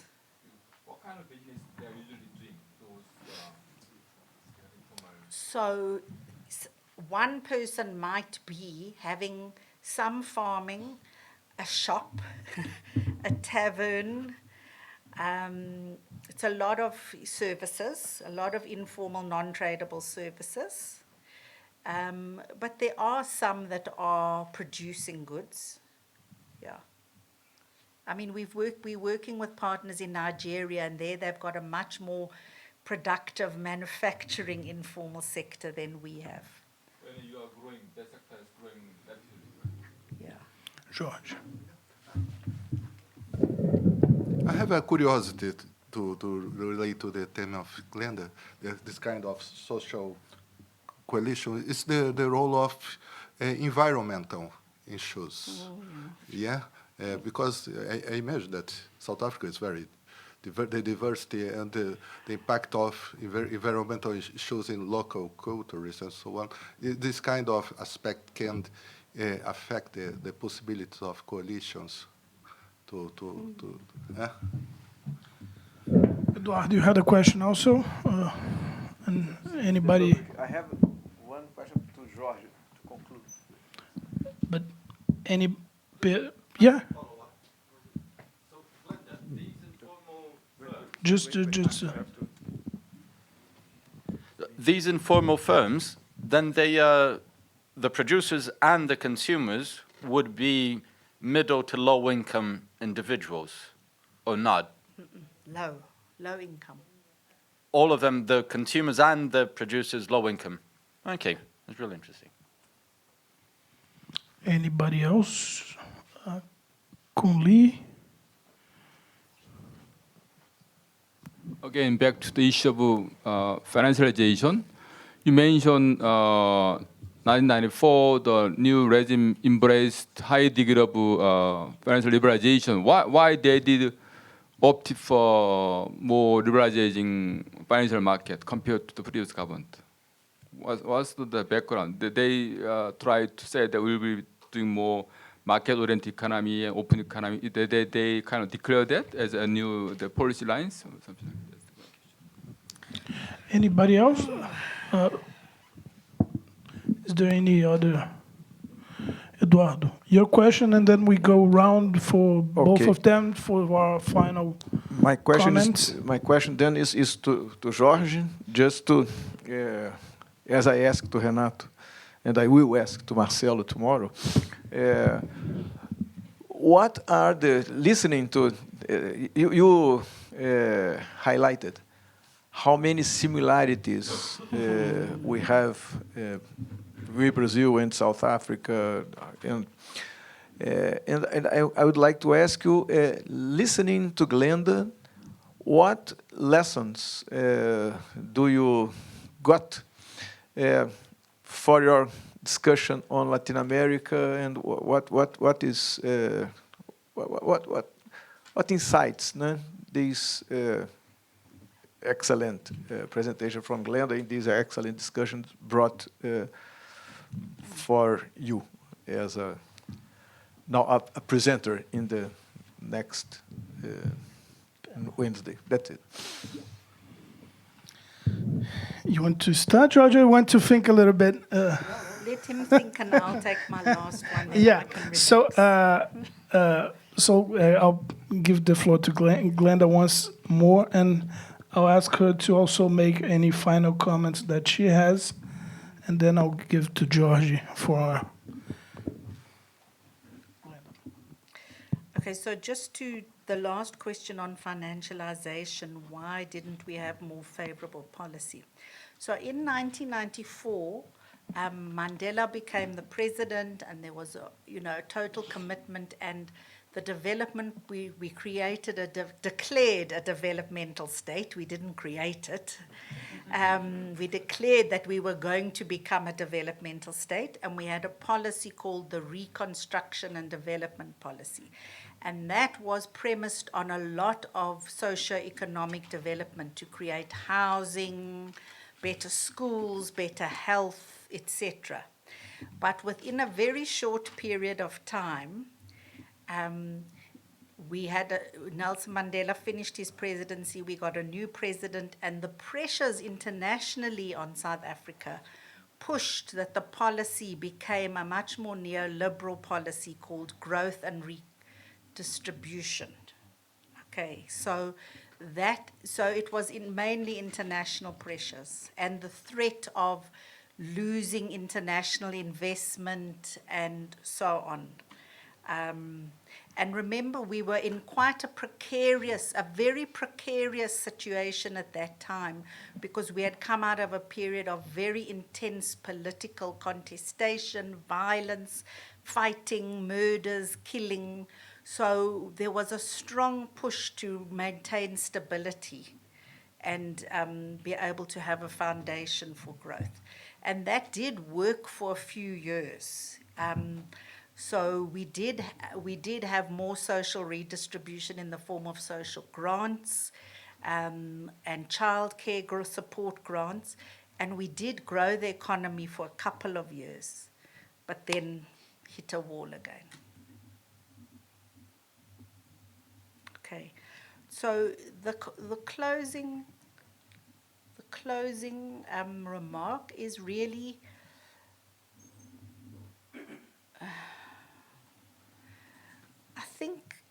I think that even the paper I've written, there's a lot more thought to be done and a lot more thinking and a lot more in depth to take this idea forward.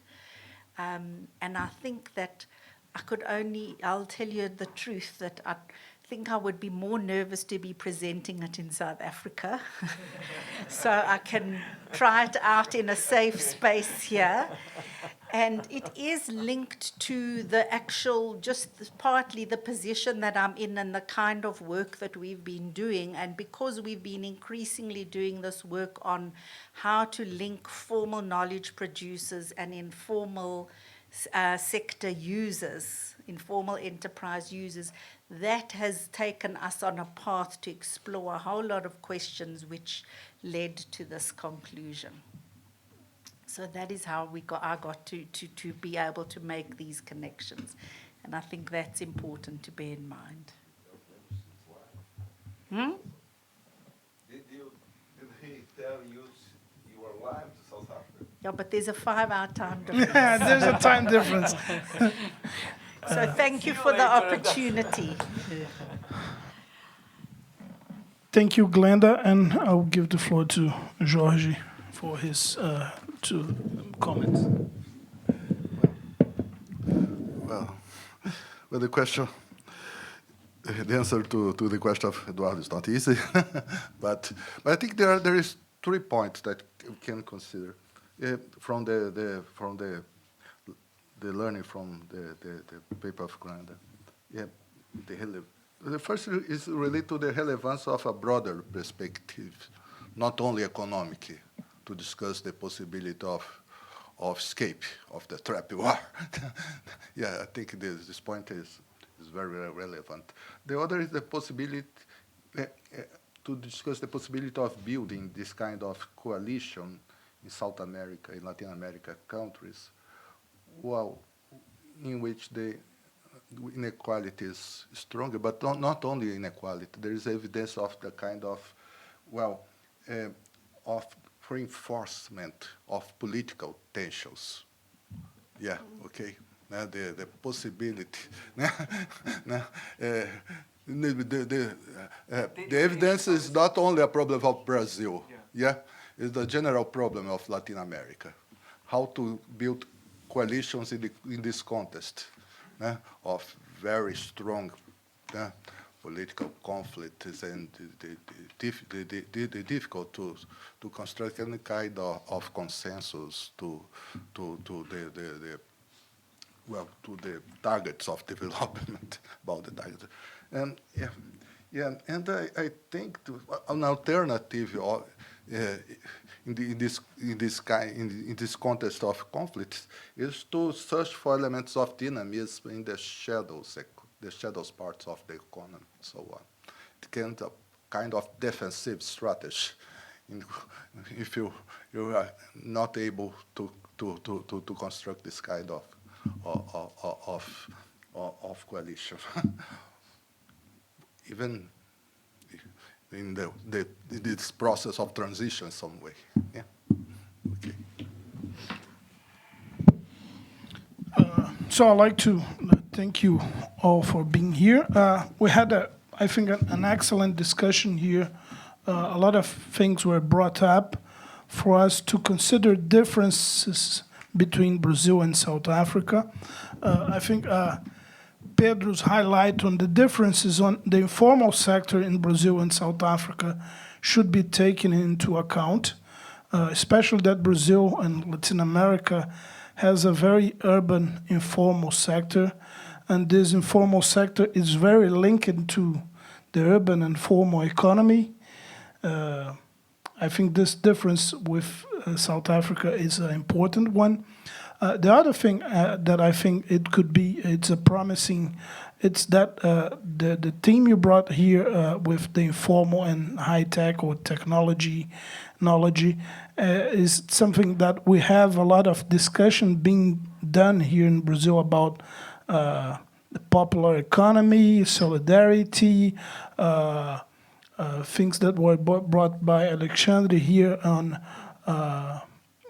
the economics of cooperativism or associativism, how we push this up or how we build on this. And I think there's teams that can be try to think or figure out the differences and the connections with South Africa on those aspects. So I think, and we had a great discussion.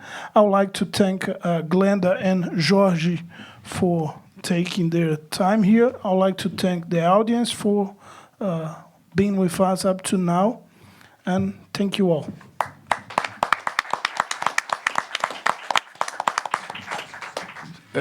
Just one organizational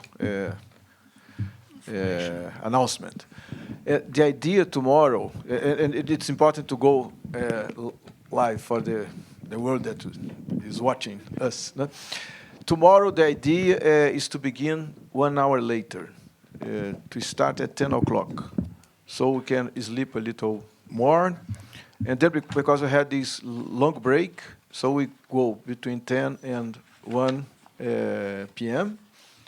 We have a break between 1 and 3, and then 3 o'clock. So in the morning, India is the topic, and in the afternoon, the book, the book launch. So 10 o'clock here, and then that's it.